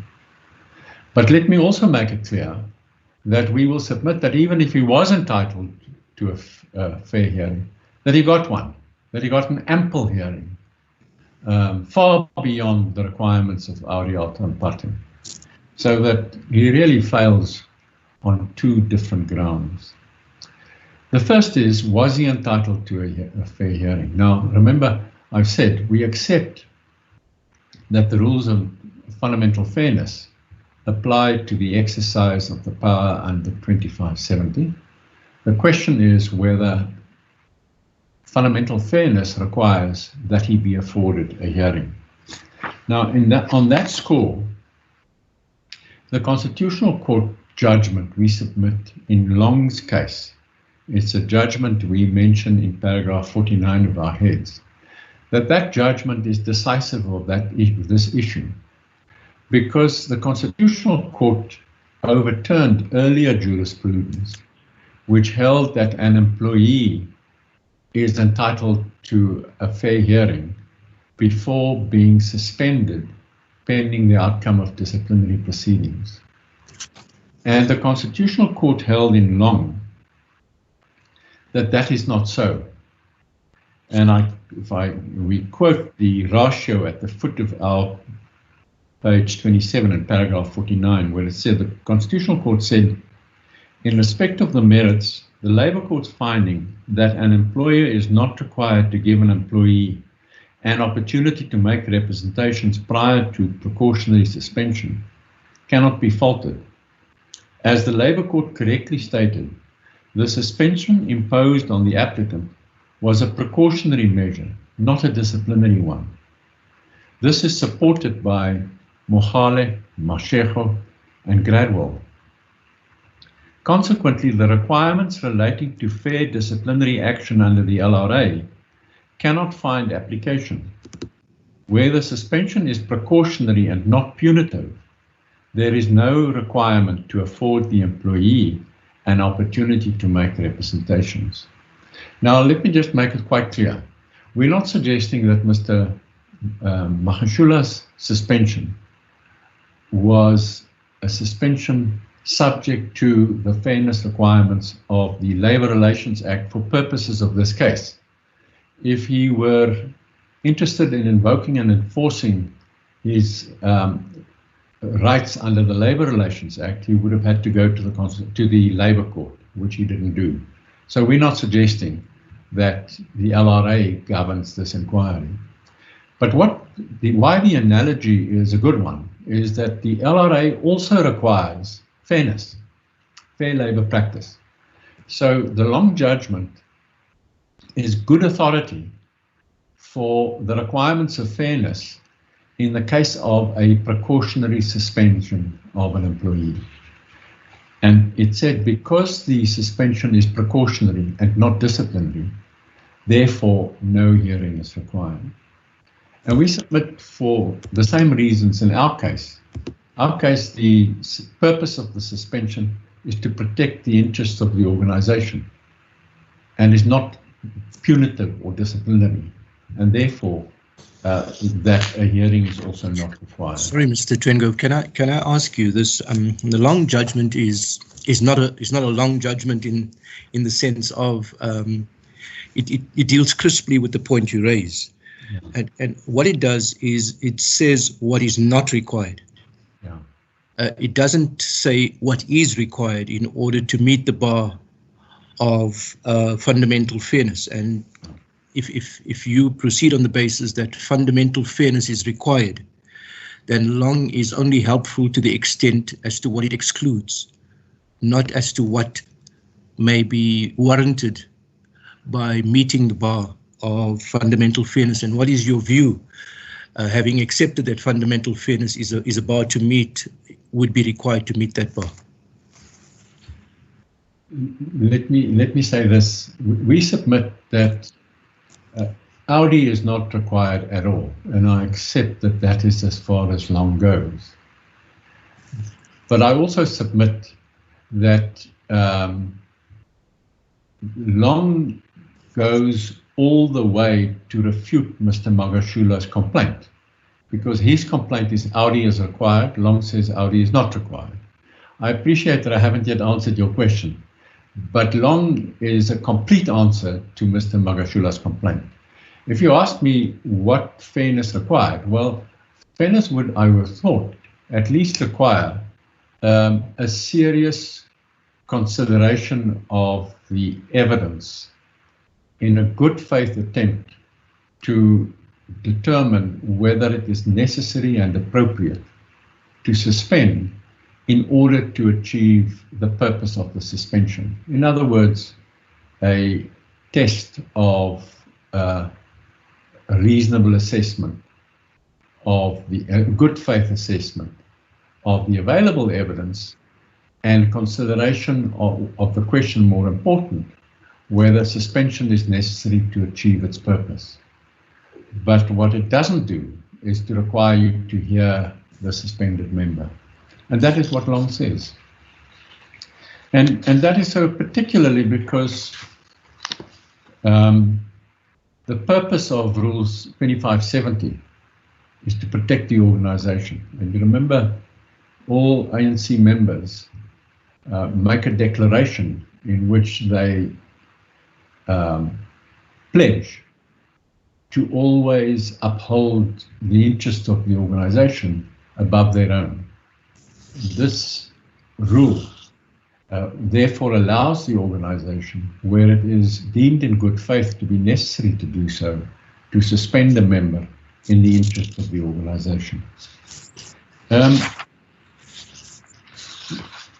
If you were, however, to hold that a fair hearing is required, despite Long's case. Then we submit with respect that Mr. Magashule received ample hearing. And we start off by asking a question related to the one that you raised, my lord, and that is, what does a fair hearing entail?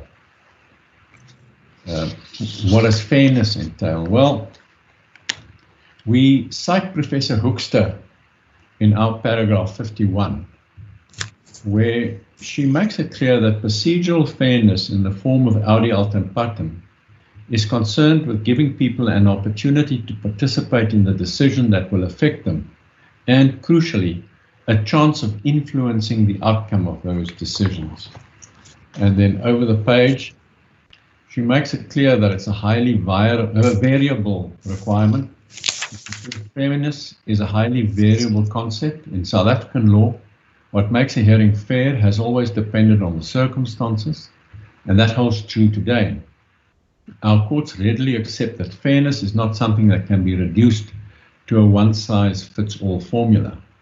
While placing emphasis on fundamentals, such as notice of threatened action and an opportunity to make representations to a relevant administrator, they have refused to lay down rules concerning the content of fairness. And that same approach was recently endorsed by the Supreme Court of Appeal by one of our judges renowned for his administrative law expertise, namely Justice Plaskett, in a case of ESO, that's ESAU. ESO v. Minister of Cooperative Governance and Traditional Affairs, 2021, Volume 3 SA, 693 SCA, paragraph 93, where His Lordship said the following: the rules of procedural fairness are not applied by rote, but flexibly and contextually, regard being had to the empowering statute. The position was summed up in Russell v. Duke of Norfolk, in which the Court of Appeal stressed that the requirements of natural justice must depend on the circumstances of the case, the nature of the inquiry, the rules under which the tribunal is acting, the subject matter that's being dealt with, and so forth. So, if you were to concede in Mr. Magashule's favor that he was entitled to a fair hearing, you must accept that the requirements of a fair hearing differs from case to case, and you must assess it in the context of this case. Now, Mr. Magashule, we submit with respect, was given a fair hearing in the first place by the Integrity Commission. The Integrity Commission weren't the final decision makers, but they afforded him a hearing and made a recommendation on which the NEC then acted. And your Lordship and your Milady would know that it's commonplace in a bigger organization that the function of a fair hearing be performed by one body, i.e. a disciplinary committee, disciplinary inquiry, and that the decision maker might be somebody else. The CEO might be the decision maker, acting on the recommendation of a disciplinary committee. Now, in this case, Mr. Magashule was given a fair hearing by the Integrity Commission. And if I may ask you to go to its report, because there was some misunderstanding, I suppose, about what it and he said on that occasion. The copy of the report to which the court has previously been referred is at 001-64, but the report also occurs at 003-310, depending on which copy you prefer to use. I just wish to point to the following features of the report. Firstly, on the first page of the report, in those bullet points, the second bullet point, they say, Comrade SG emphasized that he was a disciplined cadre, and he made it clear that he was ready to perform any tasks given to him by the organization. He further said that, and then the second bullet point, he would step aside if so instructed by the NEC. And over the page at 311, or that would be 65, in the top paragraph, the Integrity Commission greatly appreciates the SG's respect for the Integrity Commission. He understands the Commission's mandate and was able freely to refer to the Commission's terms of reference.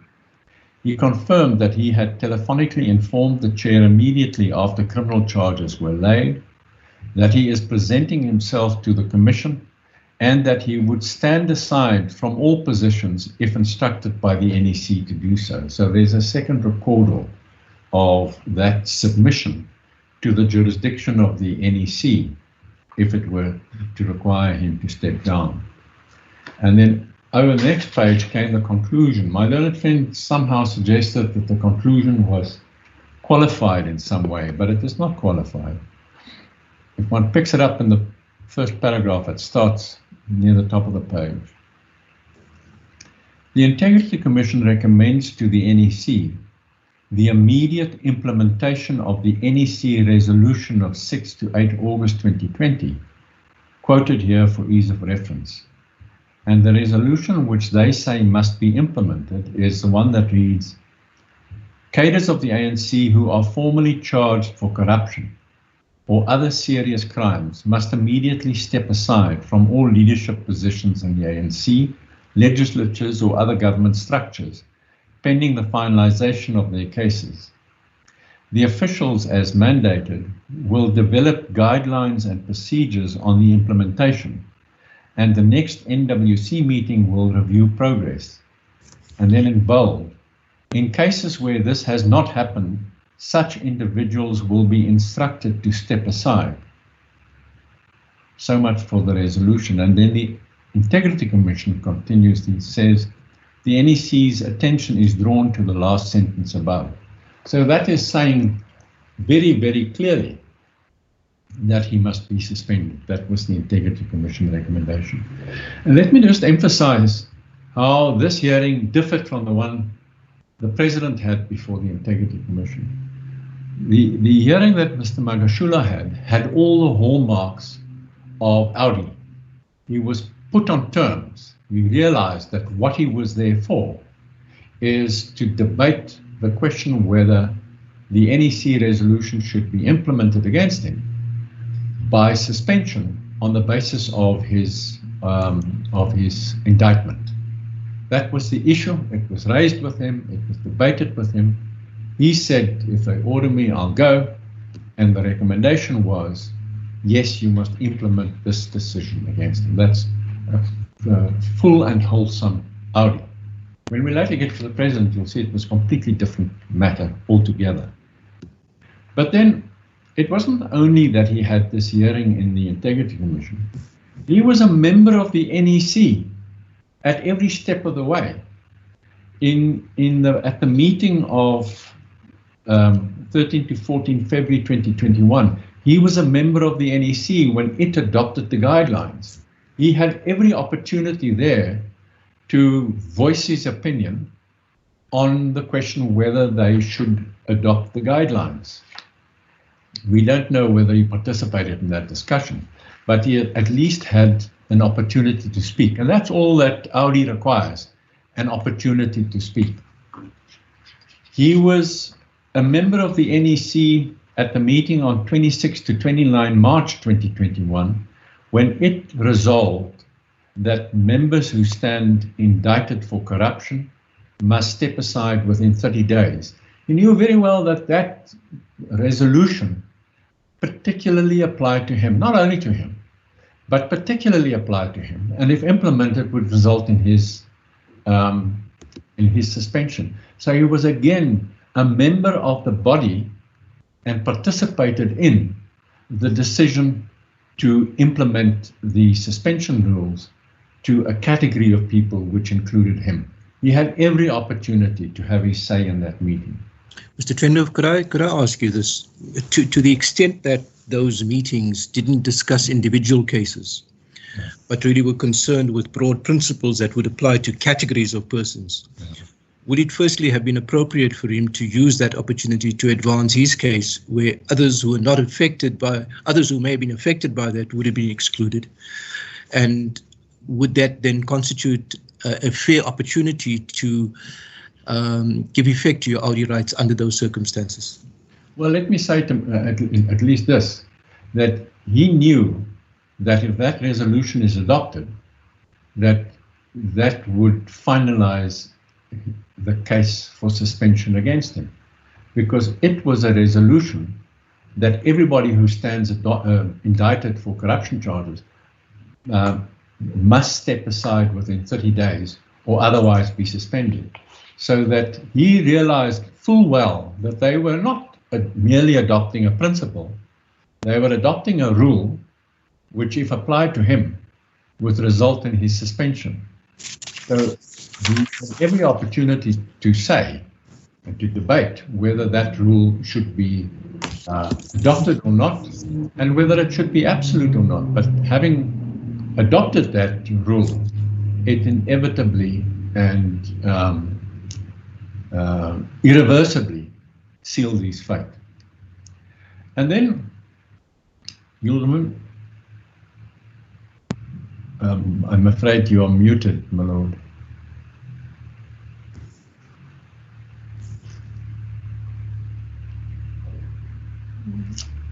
I can see. Oh. You're still muted.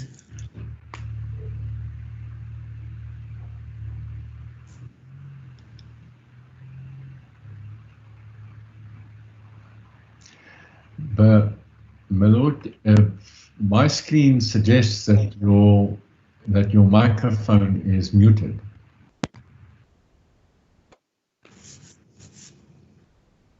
Judge, I can see you and hear you, and it's unmuted, your microphone. I see Judge Wiener as well, her microphone's unmuted, and I can see her. I don't see Judge Magashule on camera, and I think he is muted at the moment. So I'm not too sure what the issue is. I see him on camera, but he's muted. Can you hear us? If you can, not. Okay, we can't hear you. So shall we give you an opportunity? It appears that you are muted from the icon we see on the screen. Sorry, who are you talking to, Judge Collison? I'm talking to Judge Magashule. So yes, I did send him a message, and he did say he's not on the screen, but he can hear and see. He can hear what's going on. Okay, except we can't hear him now because he has a question that he wants. I see. Yes. But he is muted on this. Maybe he needs. He appears to be muted. Yes. Okay, I'll call him. Okay. I would recommend that he exit and rejoin the meeting. That normally fixes this issue. Mr. Tengo, I'm not sure if you got that question. There was some signing there, so were you able to pick up the question? No, I'm afraid not. Okay. Okay, so let's try and get him to reconnect here. Okay.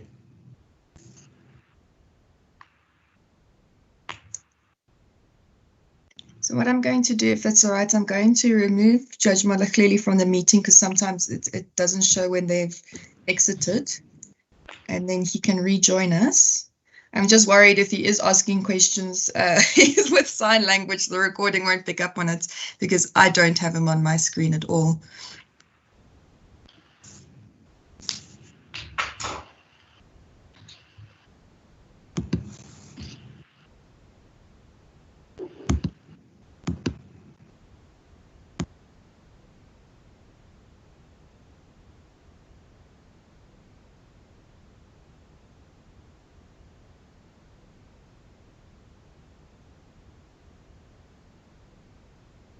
Thank you. I hope I'm now reconnected.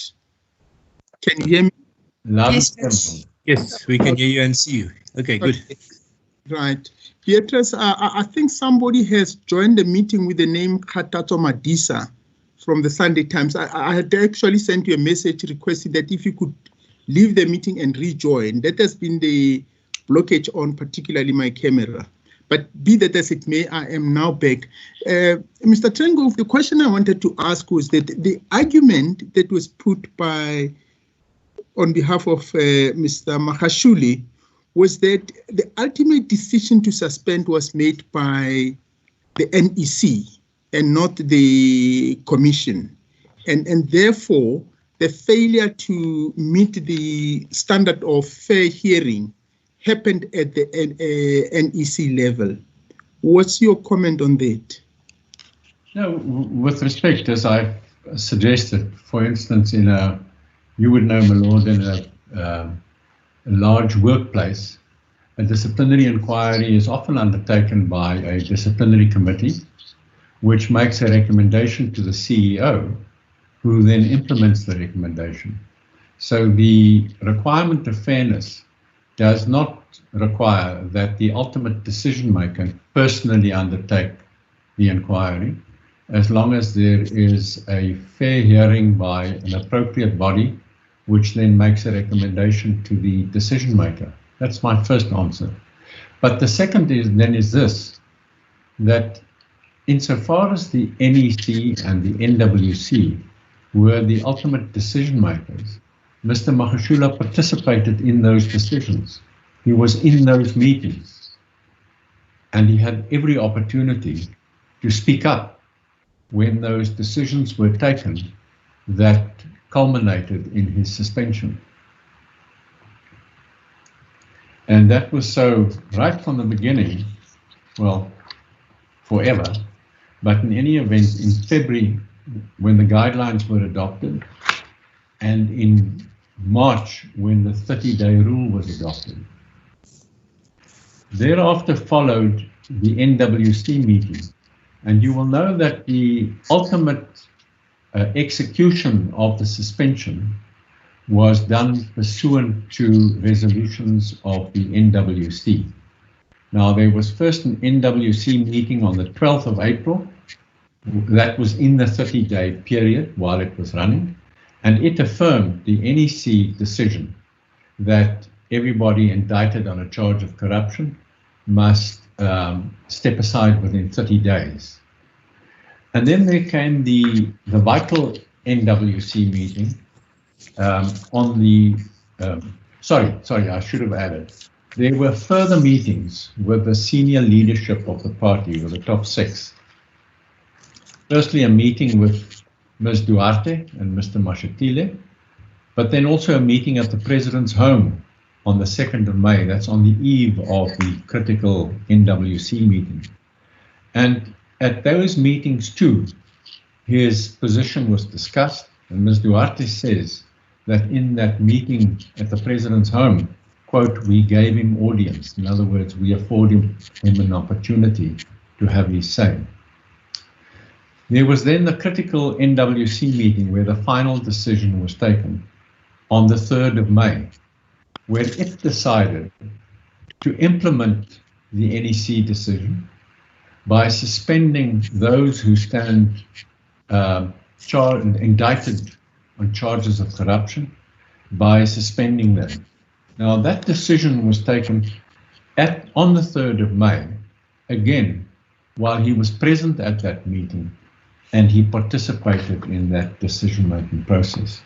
So, with respect, that this is an extraordinary case where the suspended employee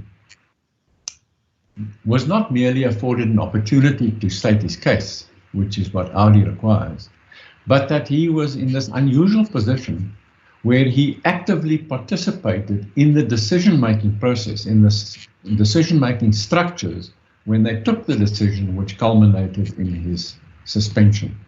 So that was far more than Audi ever requires, because the high water mark of Audi is an opportunity to address the decision maker. In this case, he was part of the decision maker and participated in that decision.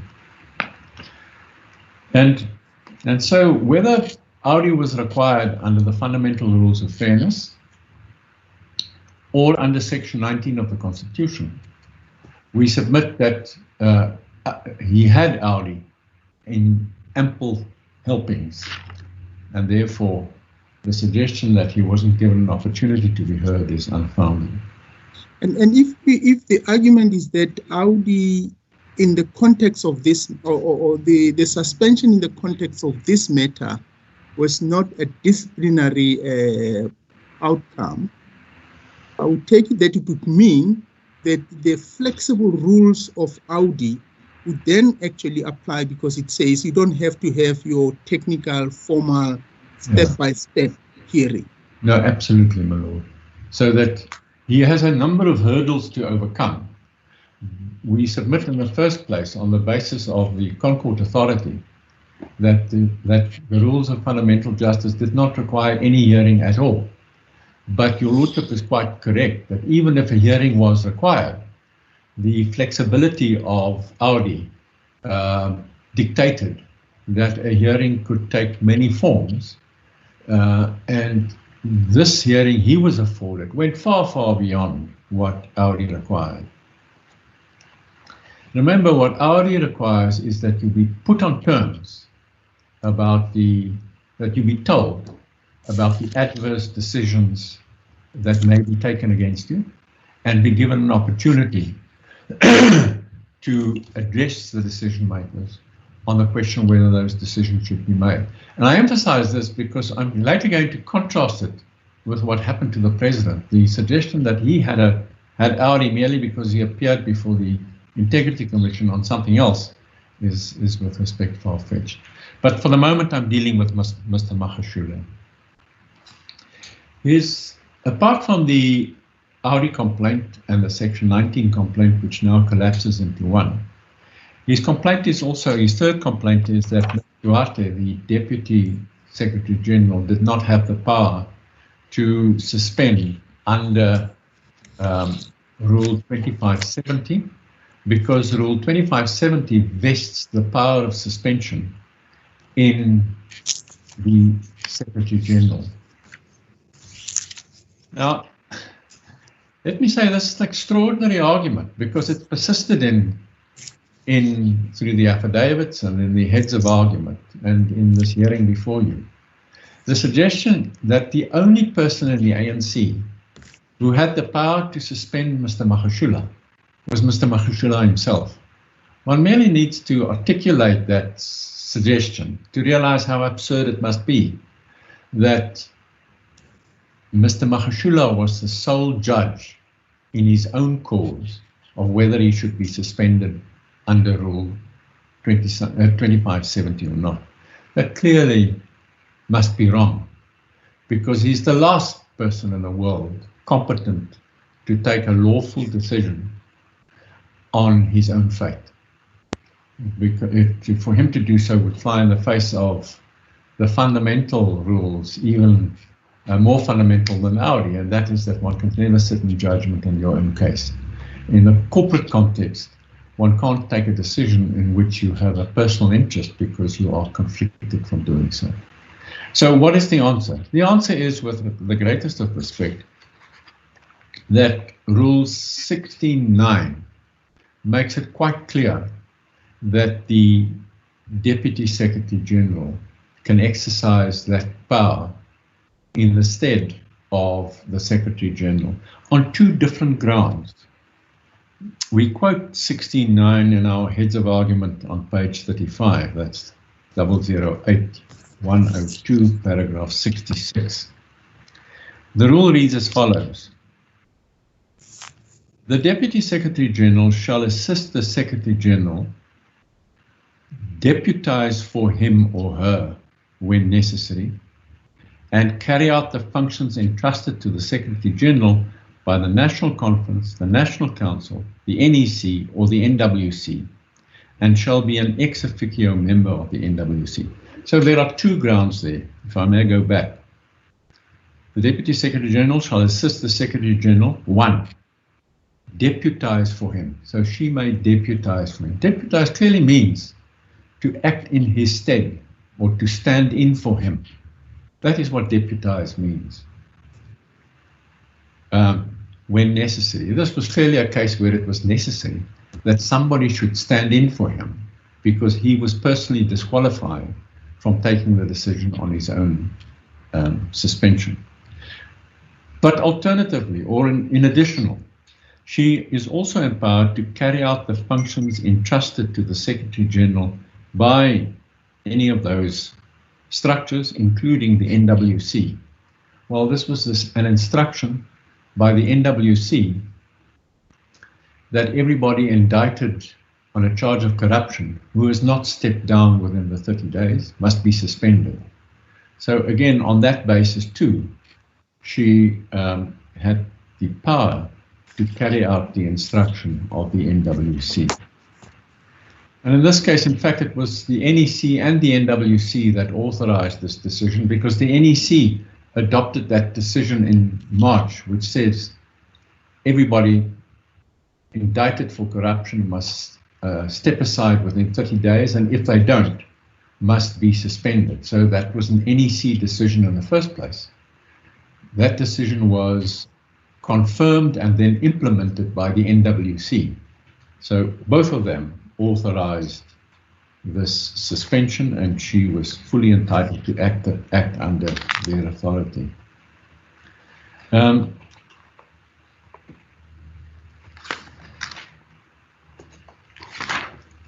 The third objection, third ground on which Mr. Magashule attacks his suspension, is that he says that there was no compliance with Rule 2570. Well, I've read you the rule. I would suggest that there are at least 3 requirements, or 4 requirements. The first is that the member, we list them, by the way, in our heads of argument in paragraph 75. The member must have been indicted to appear in a court of law. He clearly qualified.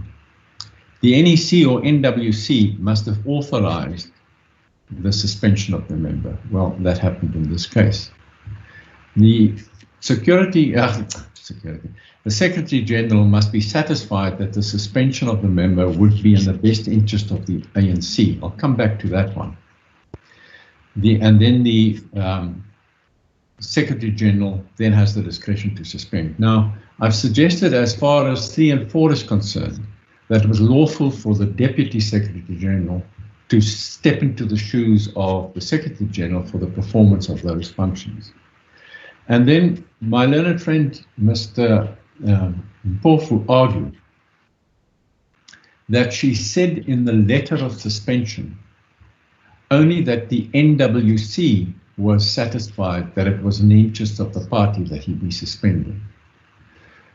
But she made it plain in her answering affidavit that she too shared that view. And my learned friend said that that wasn't so, but she made it clear. I think he referred to the fact that she said so, but he somehow wouldn't accept it. If I can just emphasize her answer at 003-50, paragraph 92, where she says the following: both the NWC and I were satisfied that the suspension of members indicted on charges of corruption or other serious crimes was in the best interest of the ANC, and that the applicant was a member who fell in this category. We thus satisfied that requirement of the rule. Now, sorry, Mr. Tringo. Mr. Mpofu's point seemed to be that this was an ex post facto satisfaction, if we can put it that way. No, that's true. At the time. He said she didn't say it in the letter and therefore it's not true. But she says it is, and Plascon Evans tells you how to resolve that. Well, there isn't really a conflict. Nobody says otherwise. It's merely my learned friends who makes a different submission. But there's no evidence to the contrary, and therefore her evidence stands uncontradicted. But if there is a contradiction, Plascon Evans determines that her account must be accepted. So we submit with respect that satisfies all of the requirements of 2570, and that Mr. Magashule's contention to the contrary is not is unfounded. Now I turn then to the suspension of the president We've had an extraordinary submission this morning. Sorry, Mr. Trengov, before we go to the suspension of the president, one of the arguments relating to the suspension of the Secretary General is that the Deputy Secretary General had a discussion with him and requested that he signed some documents relating to conferences which were to be held. Could you just deal with that issue briefly? Yes, she explains that I think he had initially attempted some appeal or review, and she thought that the appeal or review suspended the suspension and therefore that he was still in office. But let me make this clear, that even if she actually thought that he was still in office, then she made a mistake of law, and that doesn't take his case anywhere. It doesn't in any way detract from the validity of the suspension because she had a mistake of fact, maybe, because she thought that there was an appeal and that the appeal suspended her decision, or that she simply made a mistake of law. Her opinion of the legal consequences of the suspension is irrelevant. Okay, thank you. We come to the suspension of the president. Now let me say that this is an extraordinary case because Mr. Magashule comes to court to defend his suspension of the president, which was avowedly a suspension under Rule 2570. And he comes to court to defend that suspension, despite various things. Firstly, that he now claims that Rule 2570 is a nullity, and yet he defends his suspension made under that rule. He defends that suspension despite the fact that the president was not afforded any hearing whatsoever. And the suggestion, I'll return to it, but the suggestion that the president was afforded a hearing on the question of his suspension by the Integrity Commission is fanciful. Thirdly, he purported to suspend the president on the authority of the NWC. He now denies that the NWC had the authority to authorize the suspension. And in the fourth place, he can't claim, he does claim, but he can't credibly claim that either the NEC or the NWC in fact authorized his suspension as Rule 2570 requires. And yet in the face of all of these contradictions with his own case, he persists in contending that the president's suspension was valid. May I ask you please to go to the letter of suspension. The best copy is actually at 003490. It's a far better copy than the other one to which you've been referred, which is much reduced. Sorry, 330? 003 Yep. -490. Thank you. And I'd like to take you through the letter with some care, because I will submit to you that this is a thoroughly dishonest, but also thoroughly legally flawed letter. And you will see that it patently purported to be a suspension under Rule 2570, and for that reason distorted the facts in an attempt to bring it within 2570, but did so on spurious grounds. And may I remind you that 2570, in its opening sentence, makes it plain that it only applies to people who have been indicted on a criminal offense.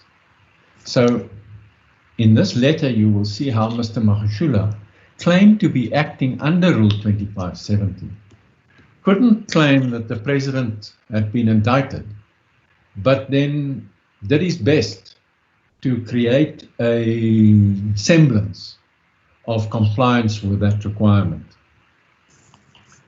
On the first page of the letter, you could go to the third and fourth paragraphs, where he says the following: properly read and interpreted, the conference resolution in this regard provides that all cadres charged or reported to be involved in corrupt practices ought to step aside or be summarily suspended.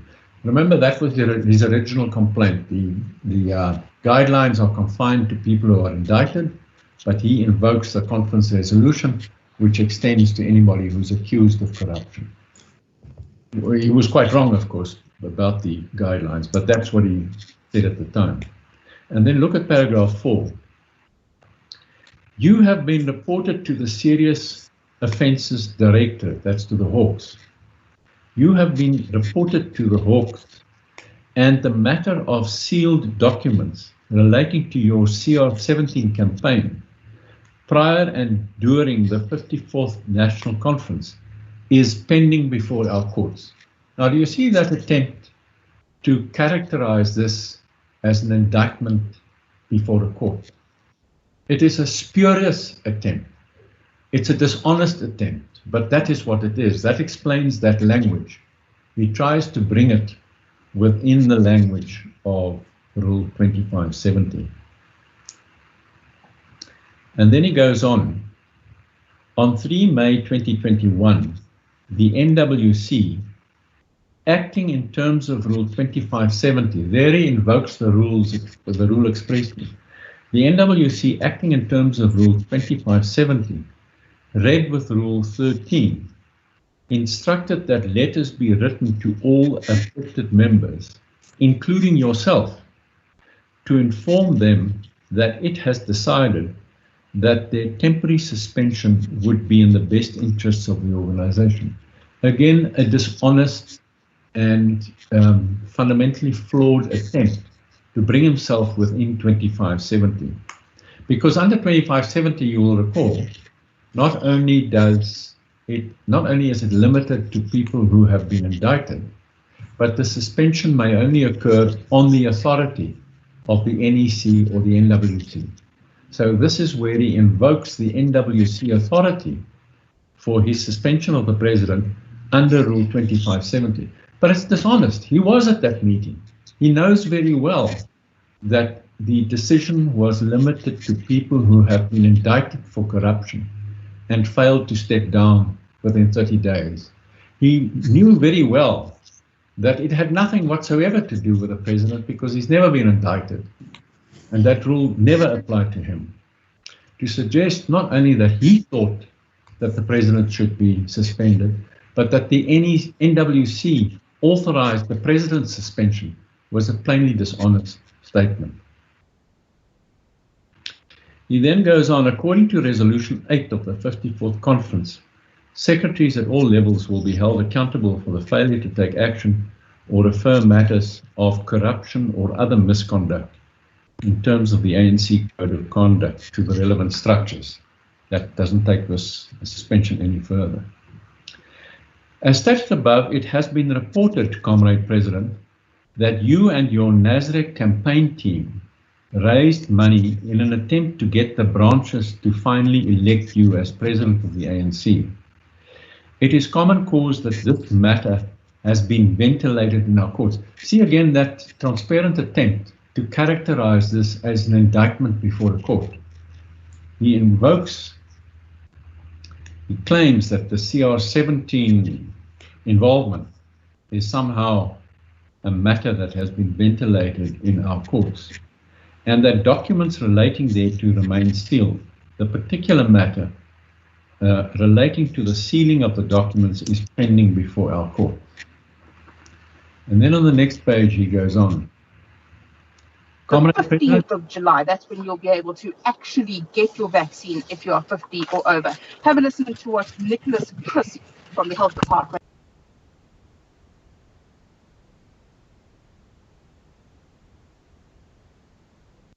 Judge, I have just muted everyone.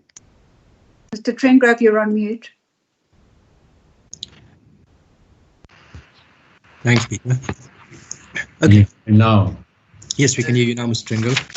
he goes on the next page. Comrade President, you will recall that quite apart from this matter being reported to our law enforcement agencies, that's again a referral to the report to the Hawks, which is false. The ANC has lamented the use of money in its internal election at conferences. Based on the way forward emanating from the last NWC, a number of comrades face suspension from the ANC. Yes, that's true. He was there. That's the meeting of the 3rd of May. The NWC meeting was that people indicted for corruption who haven't stepped aside within 30 days must be suspended. And he knows very well that has nothing to do with the president. And look at the next paragraph. Accordingly, on the authority of the NWC, now remember that refers back to the 5th paragraph on the previous page where he says that was the NWC acting in terms of Rule 2570. So this sentence in the 3rd paragraph on the 2nd page means acting on the authority of the NWC acting in terms of Rule 2570. And as a result of the allegations referred to here above, you are hereby temporarily suspended. So he purports to suspend the president under authority of the MWC acting in terms of Rule 2570, and he tries to get by the requirement of an indictment by making vague allegations about reports, false accusations, about reports to the Hawks about the activities of CR17. And then to confirm that he's acting under 2570, he goes on the next page. In line with Rule 2570, the following terms and conditions are imposed. And he copies much the same thing as was done in his suspension letter. So his original case that he advanced in this letter and that he advanced in his founding affidavit was that this was a suspension under Rule 2570 on the authority of the NWC and on the basis of these allegations that have been made or reported to the Hawks about CR17. Well, the president makes it clear that those allegations are false. Nobody has ever suggested that there was any criminality in CR17. A full bench of the High Court has held that there was no evidence of any misconduct at all on the part of CR17 or the president. So that these allegations are false and denied by the president and have been refuted.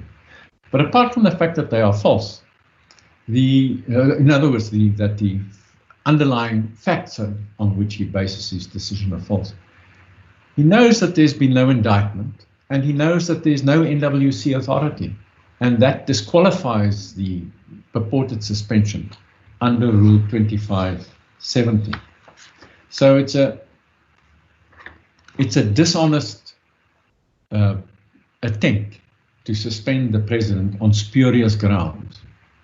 And not only is it dishonest, but he then very piously but falsely pretends that he thought he was merely doing his duty to suspend the president. We quote him in our heads of argument in paragraph 82, that's on page 0008-109. Just listen to this, knowing what you do about these facts. He said the following about his suspension of the president, and I quote, "I must point out that although I felt duty-bound to carry out the instructions of the NWC, I based my own belief that the entire set-aside regime was irregular and would not withstand legal scrutiny if challenged.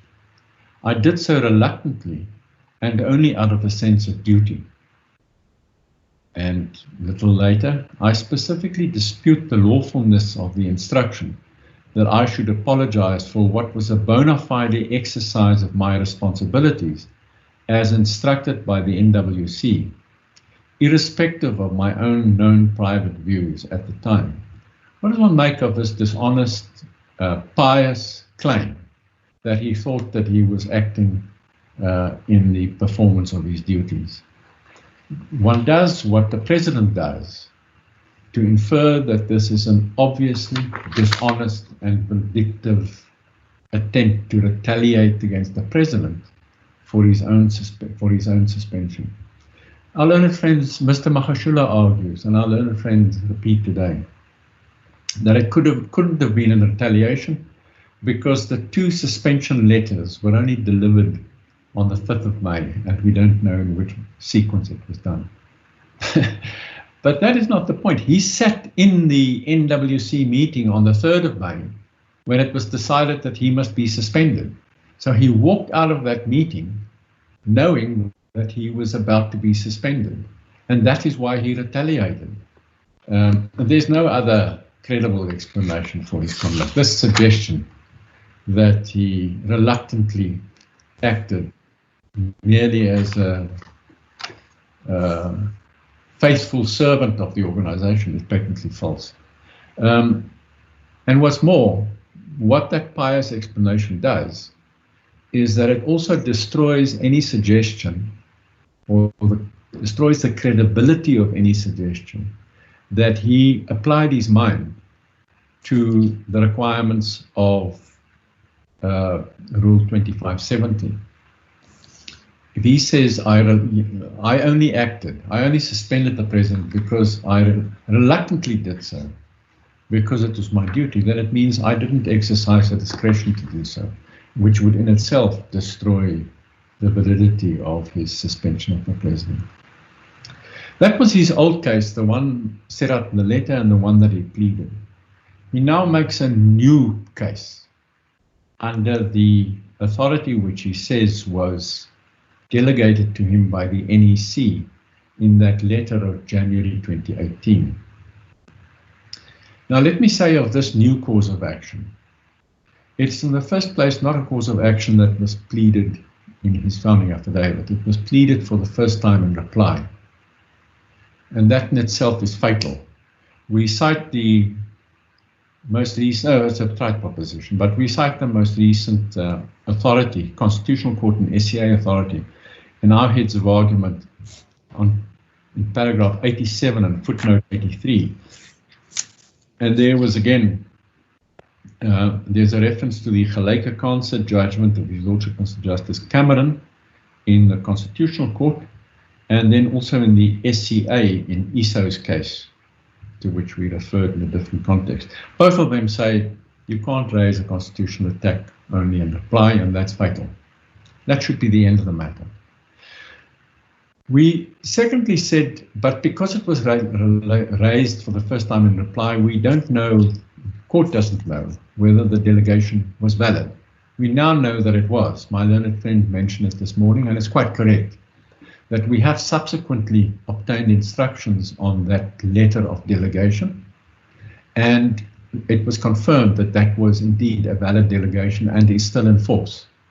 And that was the delegation on which Ms. Duarte relied for the delegation to her of authority to litigate on behalf of the ANC. It's the same resolution. So we accept that there was a valid delegation. What we don't accept is that he acted under that delegation. Because he avowedly acted under, or purported to act under NWC authority in terms of Rule 2570. So, and you can't switch horses in this way, where each power has its own requirements of which he needs to satisfy himself before it is exercised. Apart from a pleading point, you can't, when you acted under Rule 2570 as a pious employee doing his duty, now claim that you actually acted under a different delegation of a completely different power, because he didn't. He didn't consider the requirements for the exercise of that power. And what's more, what does that delegation mean? We agree that it is a wide delegation, but one thing that it cannot do is to delegate to him a power to override the NEC. And let me just explain. By this time, the NEC had already decided how to give effect to the conference resolutions. It had decided to give effect to the conference resolutions by the application of the guidelines. That was an NEC decision. Now, Mr. Magashule cannot claim under that delegation from the NEC a power to override the NEC itself, whatever else that delegation might mean. The agent can never acquire the power from his principal to override the principal's decisions. And that is what he purported to do, because he purported, or he says he purported, to ignore the NEC decision on the implementation of the step-aside rule and to invoke the conference rule. That power he doesn't have to override the NEC.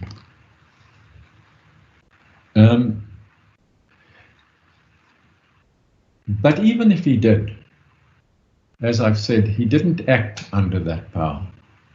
He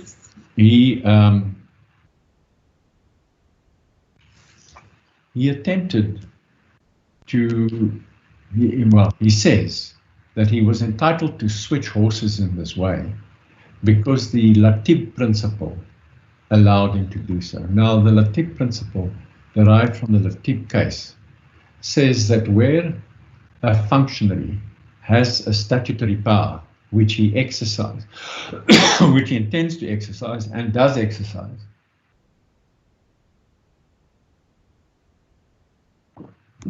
but he makes a mistake in the exercise of the power. He mentions the wrong number of this, he gets the number of the section wrong.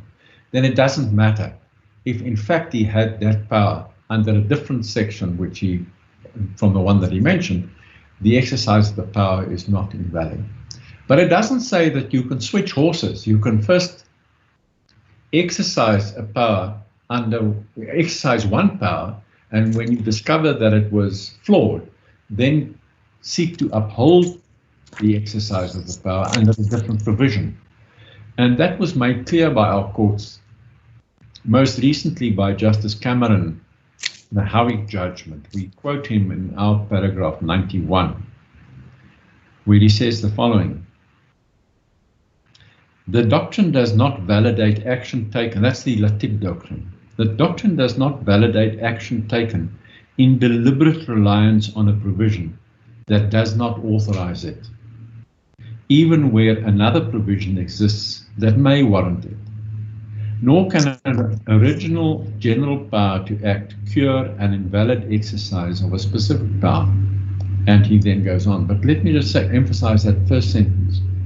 The Latex doctrine does not validate action taken in deliberate reliance on a provision, i.e. on 2517, that does not authorize it because he didn't comply with the section. So the attempt to switch horses under the Latex principle is unfounded. Now let me say then also that I did an injustice to my learned friend Marcelo earlier when I said that she for the first time invoked Rule 1661. It's been pointed out to me that that's not correct. It was raised in Mr. Magashule's founding affidavit at 001-41, paragraph 124. So I retract the complaint that that's a new suggestion. But that was certainly not what he did in his letter. His letter made it absolutely clear that he acts under 2570 and not under Rule 1661. And if you refer to Rule 16.6.1, you will see that this attempt to justify the suspension of the President is also bad in law. Rule 16.6.1 is at 003-82.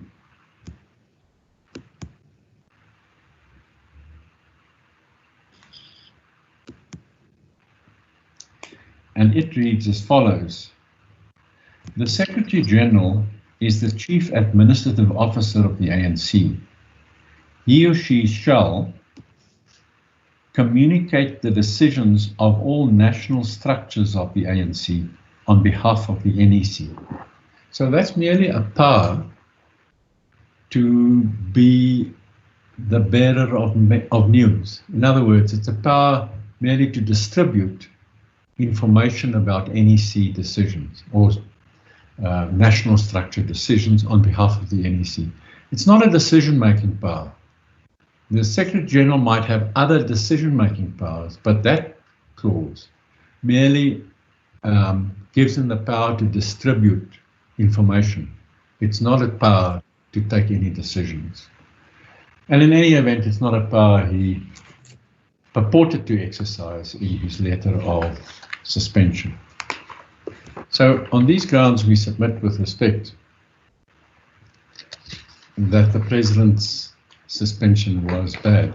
By the way, if you hold that there is, we don't contend for an Audi requirement, but if you do hold that Rule 2570 requires Audi, then the President clearly was not afforded Audi. Our learned friend argued this morning that the President was afforded Audi by the Integrity Commission. But what Audi means is notification of the adverse decision contemplated and an opportunity to make representations on that proposal. Now, the one thing that was not considered before the before the Integrity Commission, is whether the President should be suspended for some reason or other. That was not considered at all. In fact, the CR17 facts were specifically excluded from their discussion with him. So for Mr. Magashule to contend, now remember Mr. Magashule bases his suspension squarely on CR17, which he characterizes wrongly, but that's the foundation. That is the one issue that was not debated and not decided.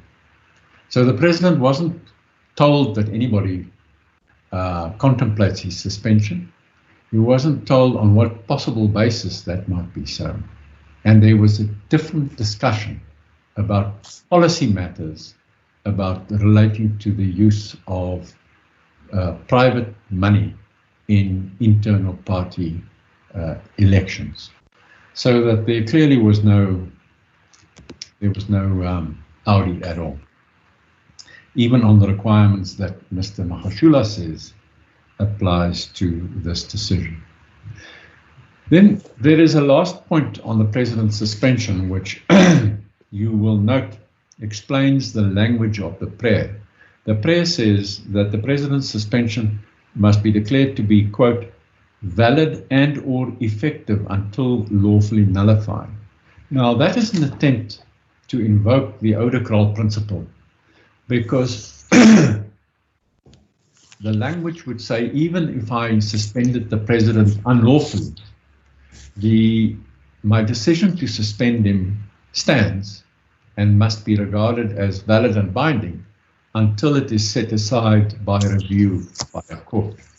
And in doing so, he purports to invoke the rule that the SCA laid down in Oudekraal's case, and the Constitutional Court adopted in Curlin's case.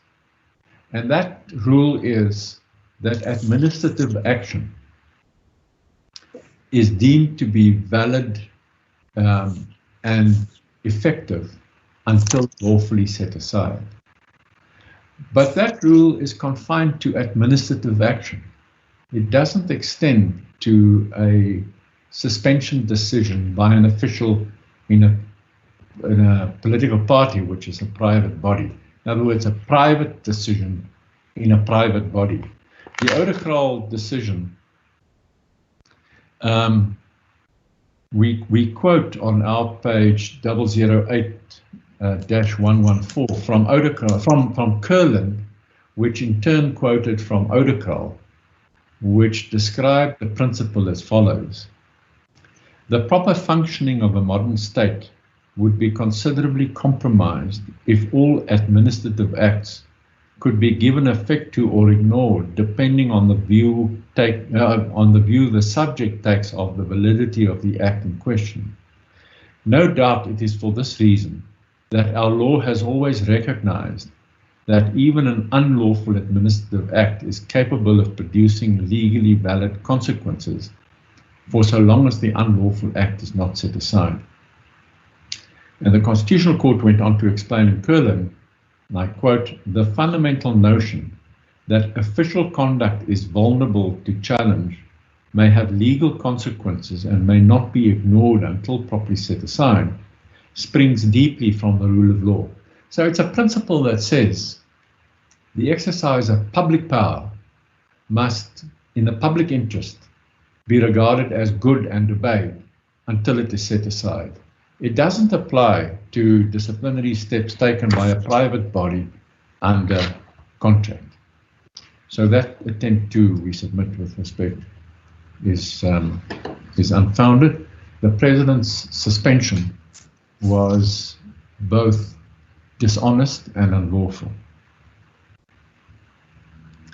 May I turn then to the retraction and apology?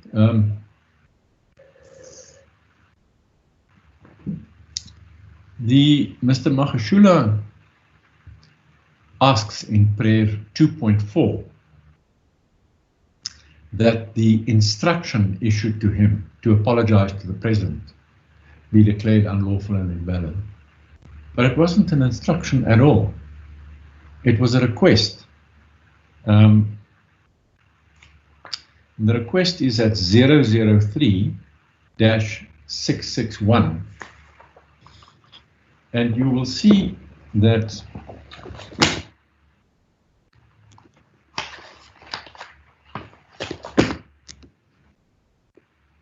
sorry, I might have given you, I'm not sure that I gave you the right page number. It's also at 003-454. That might be a better page to go to. In fact, both are correct, I think, Mr. Trengove. Yeah. No, that may be so. Now, you will see that the letter is headed request to withdraw and apologize. And then the letter says, it cites authority, it cites the history of the suspension of the President.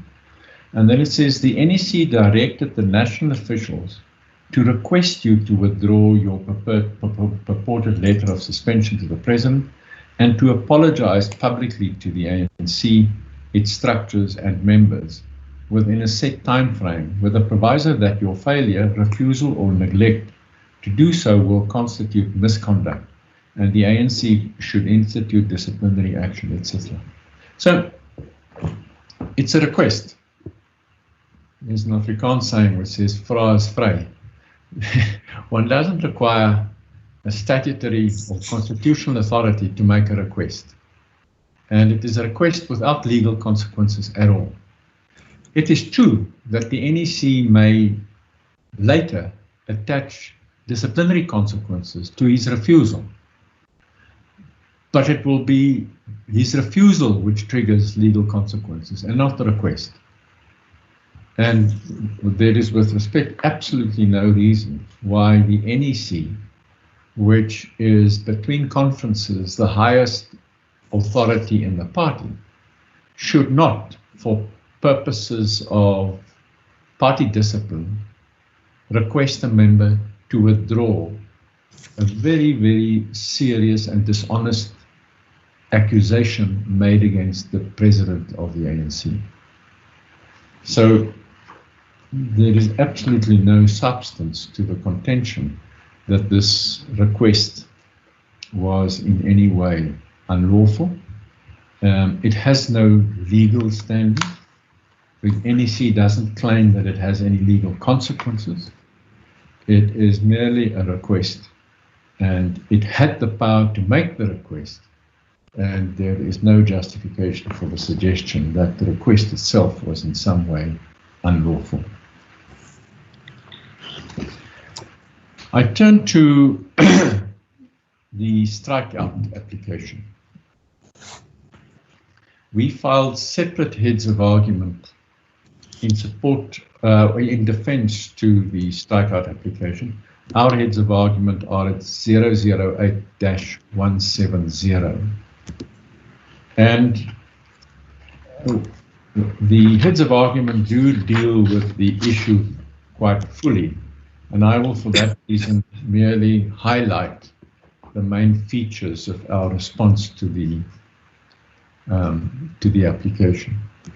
We start off by making the point that the very rule under which the application is brought, that is Rule 615, expressly says that the court may not grant an application to strike out any matter, quote, unless it is satisfied that the applicant will be prejudiced if the application is not granted. There's no prejudice in this case whatsoever. My learned friend says that there's a cost prejudice.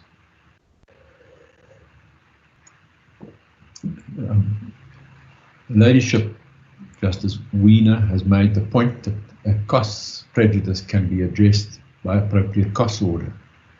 But let me make it quite plain that that's obviously so.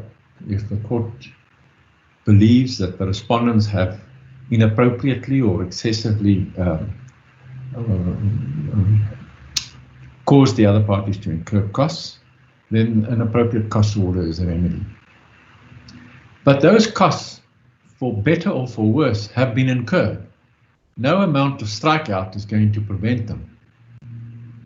So that a cost order might be, for other reasons, a remedy for excessive paper, but a strikeout does not prevent any costs, and therefore does not, and therefore no prejudice, no additional prejudice will be suffered if you fail to give the strikeout order. And for that reason means that in this case, the only prejudice now suggested, not even in the application, the only prejudice now contended for is a cost prejudice. Well, not costs. Those are costs which have been incurred. No costs will be prevented by a striking out order. So that we submit with respect, and in support of this requirement, it's expressly spelled out in the rule, but it was confirmed by the SCA in Bynash's case. That's Bynash v. Wixley, 1997, Volume 3, SA 721 SCA at page 733, capital A. That we submit should be the end of the strikeout application. But if we go to the merits of the application beyond the requirement of prejudice, Mr. Magashule very dramatically seeks to have the President's whole affidavit struck out. I must say I've never come across an application of this kind where the whole affidavit of one of the litigants in the case is sought to be struck out.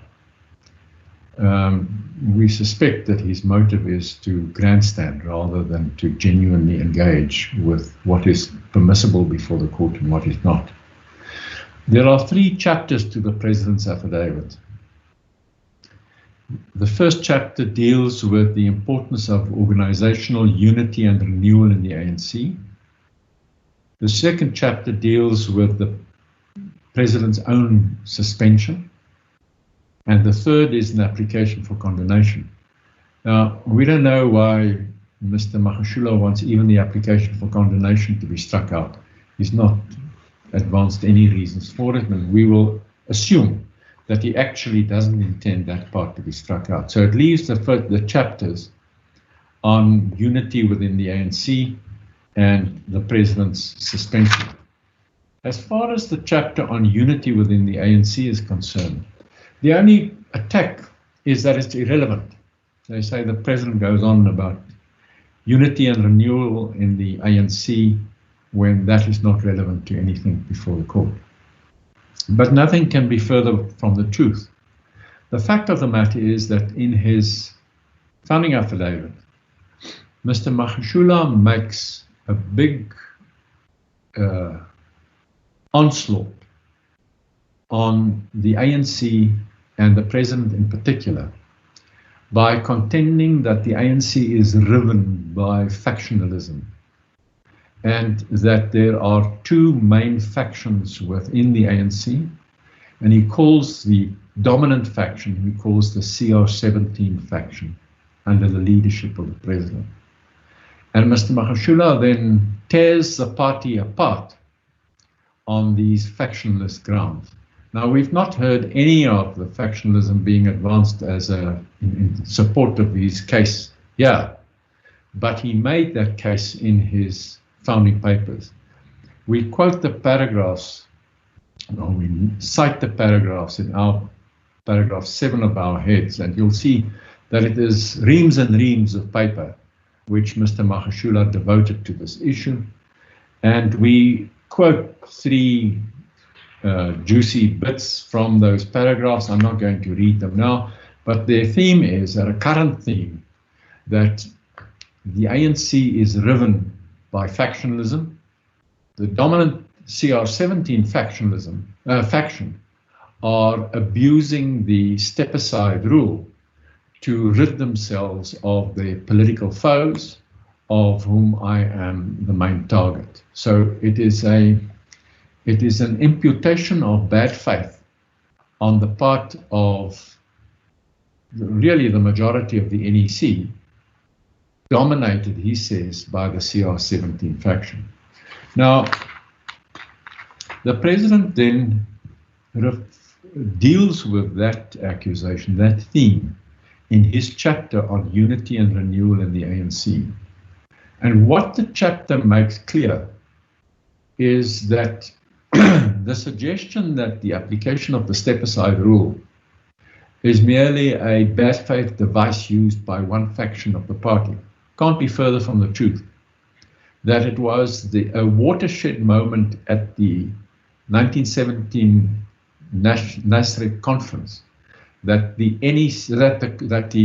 ANC in national conference decided to set its face against corruption and to take positive steps to root it out, and that everything as the implementation of the set-aside rule has flowed from that watershed decision of the national conference. So to attribute it to the vindictive abuse by a faction within the ANC is insulting and untrue. Now, I don't need to persuade you that the president's account should be preferred. It clearly should under Plascon Evans. For present purposes, all I need to persuade you of is that it's relevant to the matters raised in the founding affidavit. Well, clearly relevant. It's a direct response to the Mr. Magashule's factionalism complaint. Then the president deals.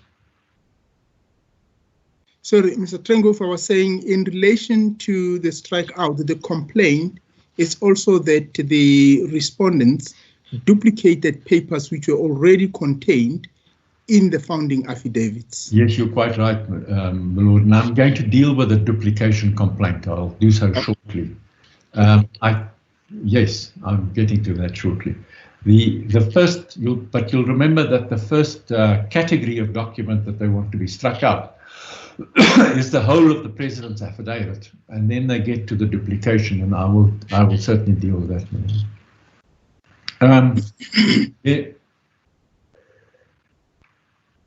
The second topic the president addresses in his affidavit is his own suspension. And there are really two parts to that chapter, and we distinguish between them.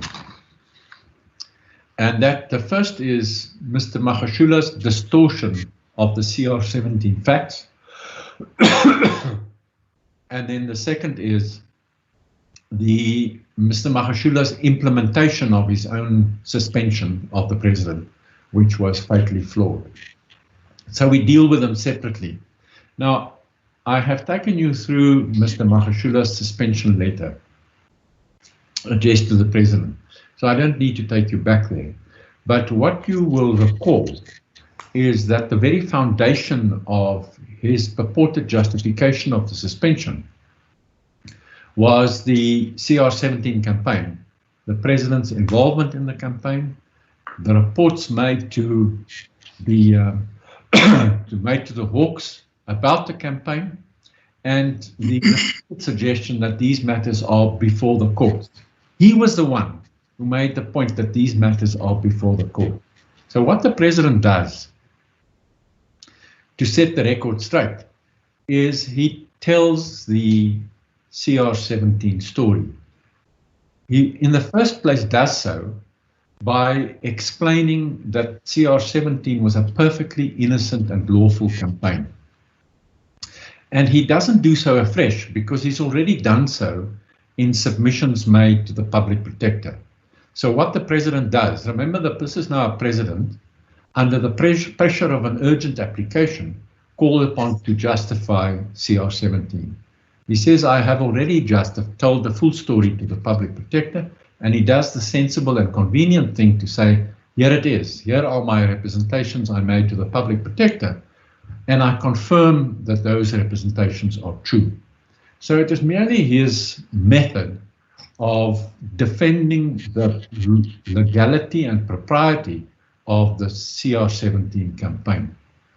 To suggest that it's irrelevant is with respect to ignore the fact that CR17 made the basis of his own suspension. And then he says, and remember again the suspension letter, and Mr. Magashule doesn't only falsely claim that CR17 has been reported to the Hawks, but he also says repeatedly that the matter is before our court in his attempt to give it the semblance of an indictment before a court. So the president quite justifiably says, yes, it has been before the courts, but let me tell you why it has been there. It has been there only because the public protector undertook an unlawful investigation of the CR17.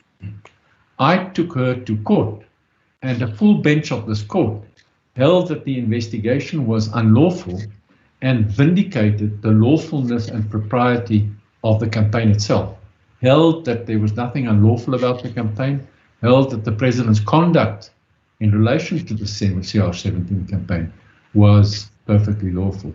Here is the judgment. Now, again, it's not because the president doesn't invoke the courts because as an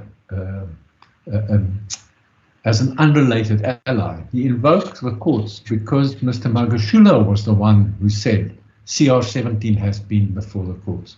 And then it's perfectly legitimate for the president to say, yes, and let me show you what happened before the courts. Your suggestion that this is akin to an indictment before a court on a criminal charge can't be further from the truth. So that his account of the CR17 facts, his method of doing so by incorporating his explanation to the public protector and his referral and incorporation of the judgment to make the point that the court vindicated him, all of it was directly relevant to the charges made against Mr. Magashule in his letter of suspension. The second part of the president's chapter on his own suspension then deals with the unlawfulness of Mr. Magashule's implementation of the requirements of regulation of Rule 2570. Well, I mean, that is directly relevant to the core of this case. To suggest that it's somehow irrelevant is with respect. Oh, one point that I seek to make. I said, well, the ANC has already dealt with the whole history of the implementation of step aside, and it wasn't necessary for the president to do so. But that is firstly not true. The ANC affidavit defended the NEC's implementation of the step aside rule, defended Rule 2570, and defended the suspension of Mr. Magashule. When it came to the particular facts relating to the suspension of the president, the ANC affidavit says we don't deal with this, we'll leave it to the president. So that was left to the president. He was the only one who specifically dealt with the unlawfulness of his own suspension. So it was directly relevant and there was no duplication there. And then the Lordship is quite correct, there's a different category of attack. So far for the attack, so far for the application to strike out the president's entire affidavit, there is no substance to it at all. There is a different category of document that they seek to have struck out, and that is what we have called the duplicated annexures. That is, annexures that occur in both, in more than one affidavit, either founding plus one of the respondents or founding plus two of the respondents, or in the two respondents. So there's some duplication of annexures. Well, let me say, firstly, they say that the duplicated documents in total come to 78 pages. 78 pages out of a record which my last check on case lines suggested that the record ran to more than 2,000 pages. But it's a duplication of 78 pages. There is no rule against duplication. There is a rule against unnecessary verbiage and wastage of costs. But if two respondents, ANC and the president, under the pressure of an urgent application, in two work streams, each prepare their own affidavit, then they are perfectly entitled to say, I prepare to structure my affidavit in the way that suits me best, and I want to take the reader to be relevant to my defense by annexing my own sequence of annexures. And if there is then a duplication of annexures, we submit with respect that the duplication doesn't render anything inadmissible. They are all admissible. The only complaint, if there is one, is that there is an unnecessary incurring of costs. That's got nothing to do with strikeout. Strikeout will also not avoid those costs. If there is a remedy, then it's to disallow some of those costs. But I do want to emphasize that litigants who make serious affidavits on oath must in the first place be afforded the discretion in whatever way they deem to be at their best advantage. Only excesses ought to be frowned upon.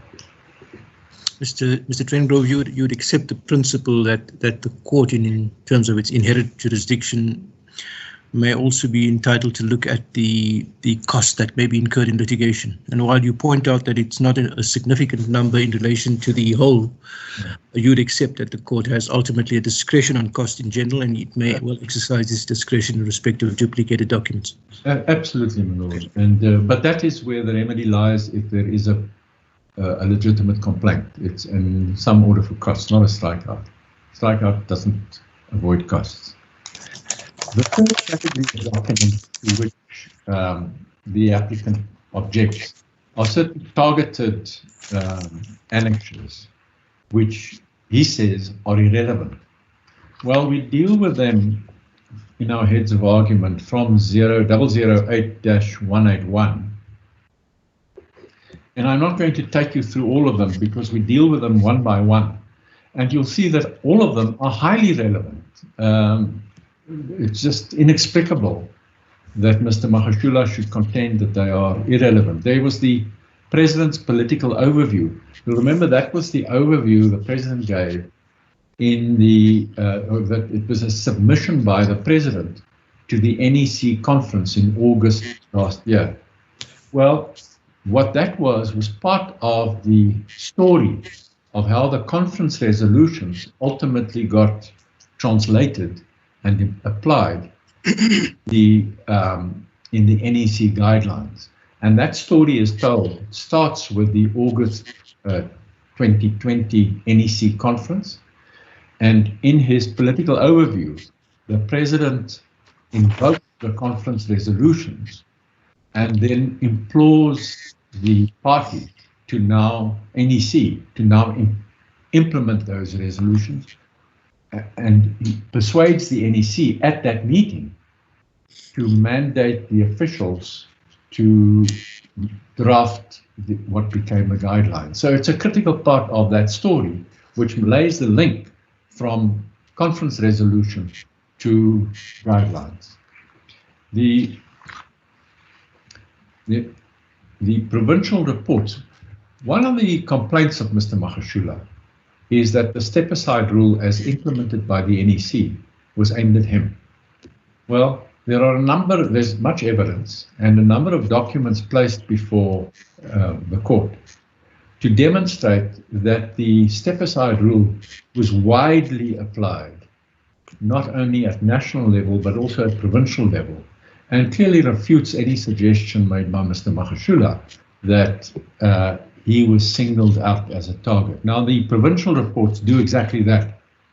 They demonstrate how the party did an audit of everybody in the provinces who are liable to step aside and who fail to do so, and then invoked the step-aside rule against those parties. Very many people, in the report, you'll see that to maintain their privacy, the particular names have been redacted, but there are very many names referred to.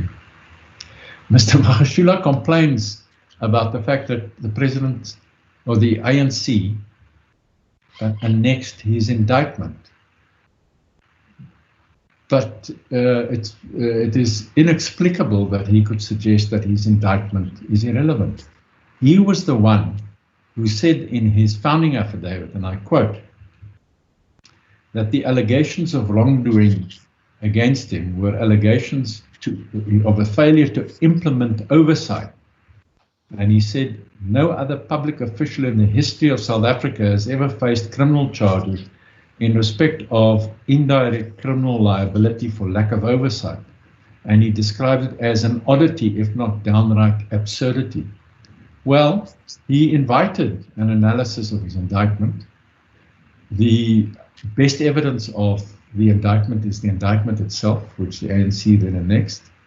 And it placed before the court an analysis of that indictment, which makes it clear that the charges he faces are stock standard but very serious charges of corruption, fraud, and money laundering. None of this an oddity, if not downright absurdity. So it's directly relevant, and it shows that his description is false. The letter to the provincial secretaries also shows the scope of the application of the step-aside rule. The Bongo letter of suspension, same thing, also shows that other people were suspended. The supporting affidavits, well, there are a number of supporting affidavits which are annexed merely to show that Ms. Duarte's evidence is not her own eccentric opinion, but is supported by leading lights in the party. So for that reason also directly relevant as her own evidence. And there's lastly the CR17 documents, that is the submission to the public protector and the full bench judgment. I've already explained that those documents were highly relevant, precisely because Mr. Magashule made CR17, the foundation of his attack, of his suspension. There remains one little topic, and that is our learned friend's contention that the president should have applied, the president and the ANC should have applied for condemnation for the late filing of their affidavit. And by late filing, he doesn't mean in breach of the rules. They didn't breach any rules at all. He means that they failed to file by the dates he demanded that they should. Well, it's an extraordinary thing. And he then complains, he then accuses them yesterday of arrogance. It's an extraordinary thing that Mr. Magashule thinks that he can prescribe to the president and the ANC when they should file their affidavits, and that if they don't meet his prescription, that they have to beg the court for condemnation for not complying with his rules. Well, let me just give you the facts. You will see on the record that the application was served on the 14th of May. Under Rule 6, that would have given, in the ordinary course, would have given the respondents 5 days to file a notice of intention to defend and 10 days, that's court days, for an answer. That's 15 court days, 3 weeks. It would have taken them to the 4th of June. Mr. Magashule, despite the fact that he only served on the 14th of May, demanded that the respondents file their answer on 20 May. That would have been four court days later. And then my learned friend says that without telling them anything, the respondents just filed late. But that is not so. I have been given the correspondence from my attorney to his attorney, and we'll place it on case lines. But let me just make it quite clear that the president and the ANC's attorney treated this issue and their attorney with the greatest of respect and collegiality. Remember the deadline, the 4-day deadline was for 20 May. Well, on 18 May, Ledwaba Mazwai addressed a letter to Mabuza attorneys in which he said in paragraph 3, in relation to the filing of the answering affidavits, kindly note that in order for our clients to comprehensively answer your clients' founding affidavits, our clients have a wide range of ANC officials to consult with and possibly get affidavits from. Our clients and the legal team are working as much as they can to have our clients' answering affidavits ready as soon as possible. At this stage, our clients do not think that we would be able to file the answering affidavits by Thursday, 20 May, as required in your notice of motion. As you might be aware, the president is out of the country due to a state or government work commitment and is only scheduled to return back to the country on 20 May. He was on an official visit to France at the time. And then on the 21st of May, there's another letter in which he says, we write to confirm that we are busy drafting our clients' answering papers and are working around the clock to finalize same as soon as possible. We are planning to file our clients' answering papers by Tuesday, 25 May. And then on the 25th of May, that was the promised deadline, he says, kindly annex the ANC affidavit. We'll file the president's affidavit as soon as we can. And the president's affidavit is filed 2 days later on the 27th. And you'll remember that the president then asks for condemnation for his failure to file on the 25th as promised. And he asked for condemnation for those 2 days. Now, at the same time, at about the 25th or 27th, the case management, judicial case management intervened. And all of these issues were discussed and resolved. I don't even think that the learned judge imposed any direction. The parties actually agreed in case management meeting on the timelines for the completion of the case. So any debate about timelines were resolved by agreement between the parties. There was nothing at all to seek condemnation for. The President and the ANC did not break any rule at all. And whatever debate there might have been was resolved by case management. My learned friend relies or invokes a case of Republikeinse publikasies, die Afrikaanse pers publikasies. It's a judgment of the Appellate Division, 1972, Volume 1, SA 773, Appellate Division at 782. And he says the judgment says that in an urgent application, the applicant can lay down the deadlines and that the respondent is then bound by them. And it is true that that is what the judgment says. But it makes it quite clear what it means when it says that it is bound, because he said that it's an Afrikaans judgment, but it says that the respondent is obliged to keep to those dates. And then I translate, in the sense that he runs the risk of an order against him by default if he fails to keep to the deadlines. So it doesn't mean that the rules change. It just means that a respondent must keep to the timelines stipulated by the applicant. Otherwise, he runs the risk of a default judgment. And then goes on to say, when the case, and such an applicant can provisionally accept the dates, and then when the case comes before the court, he may raise his objections. Well, that's what we plan to do, to raise, or that's what we were, I don't think we ever made a plan. But that is what we would have been entitled to do. To say that the 4 days you allowed us was far too little, and it's we refuse to abide by your attempt to force us into a 4-day response. But it never came to that. We never got to the objection before the court because the issue was resolved by case management, so that the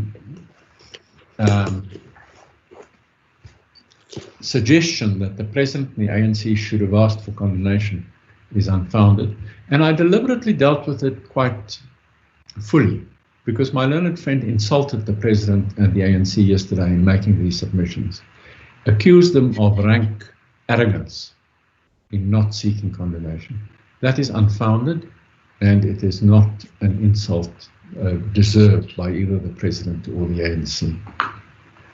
Lords, my lady, those are our submissions.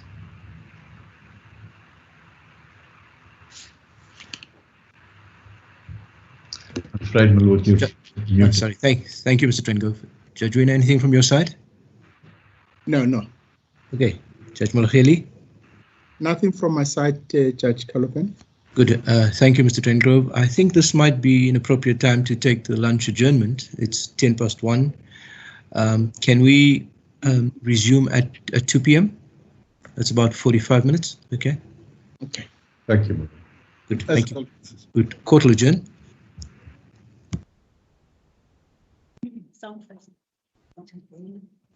Okay.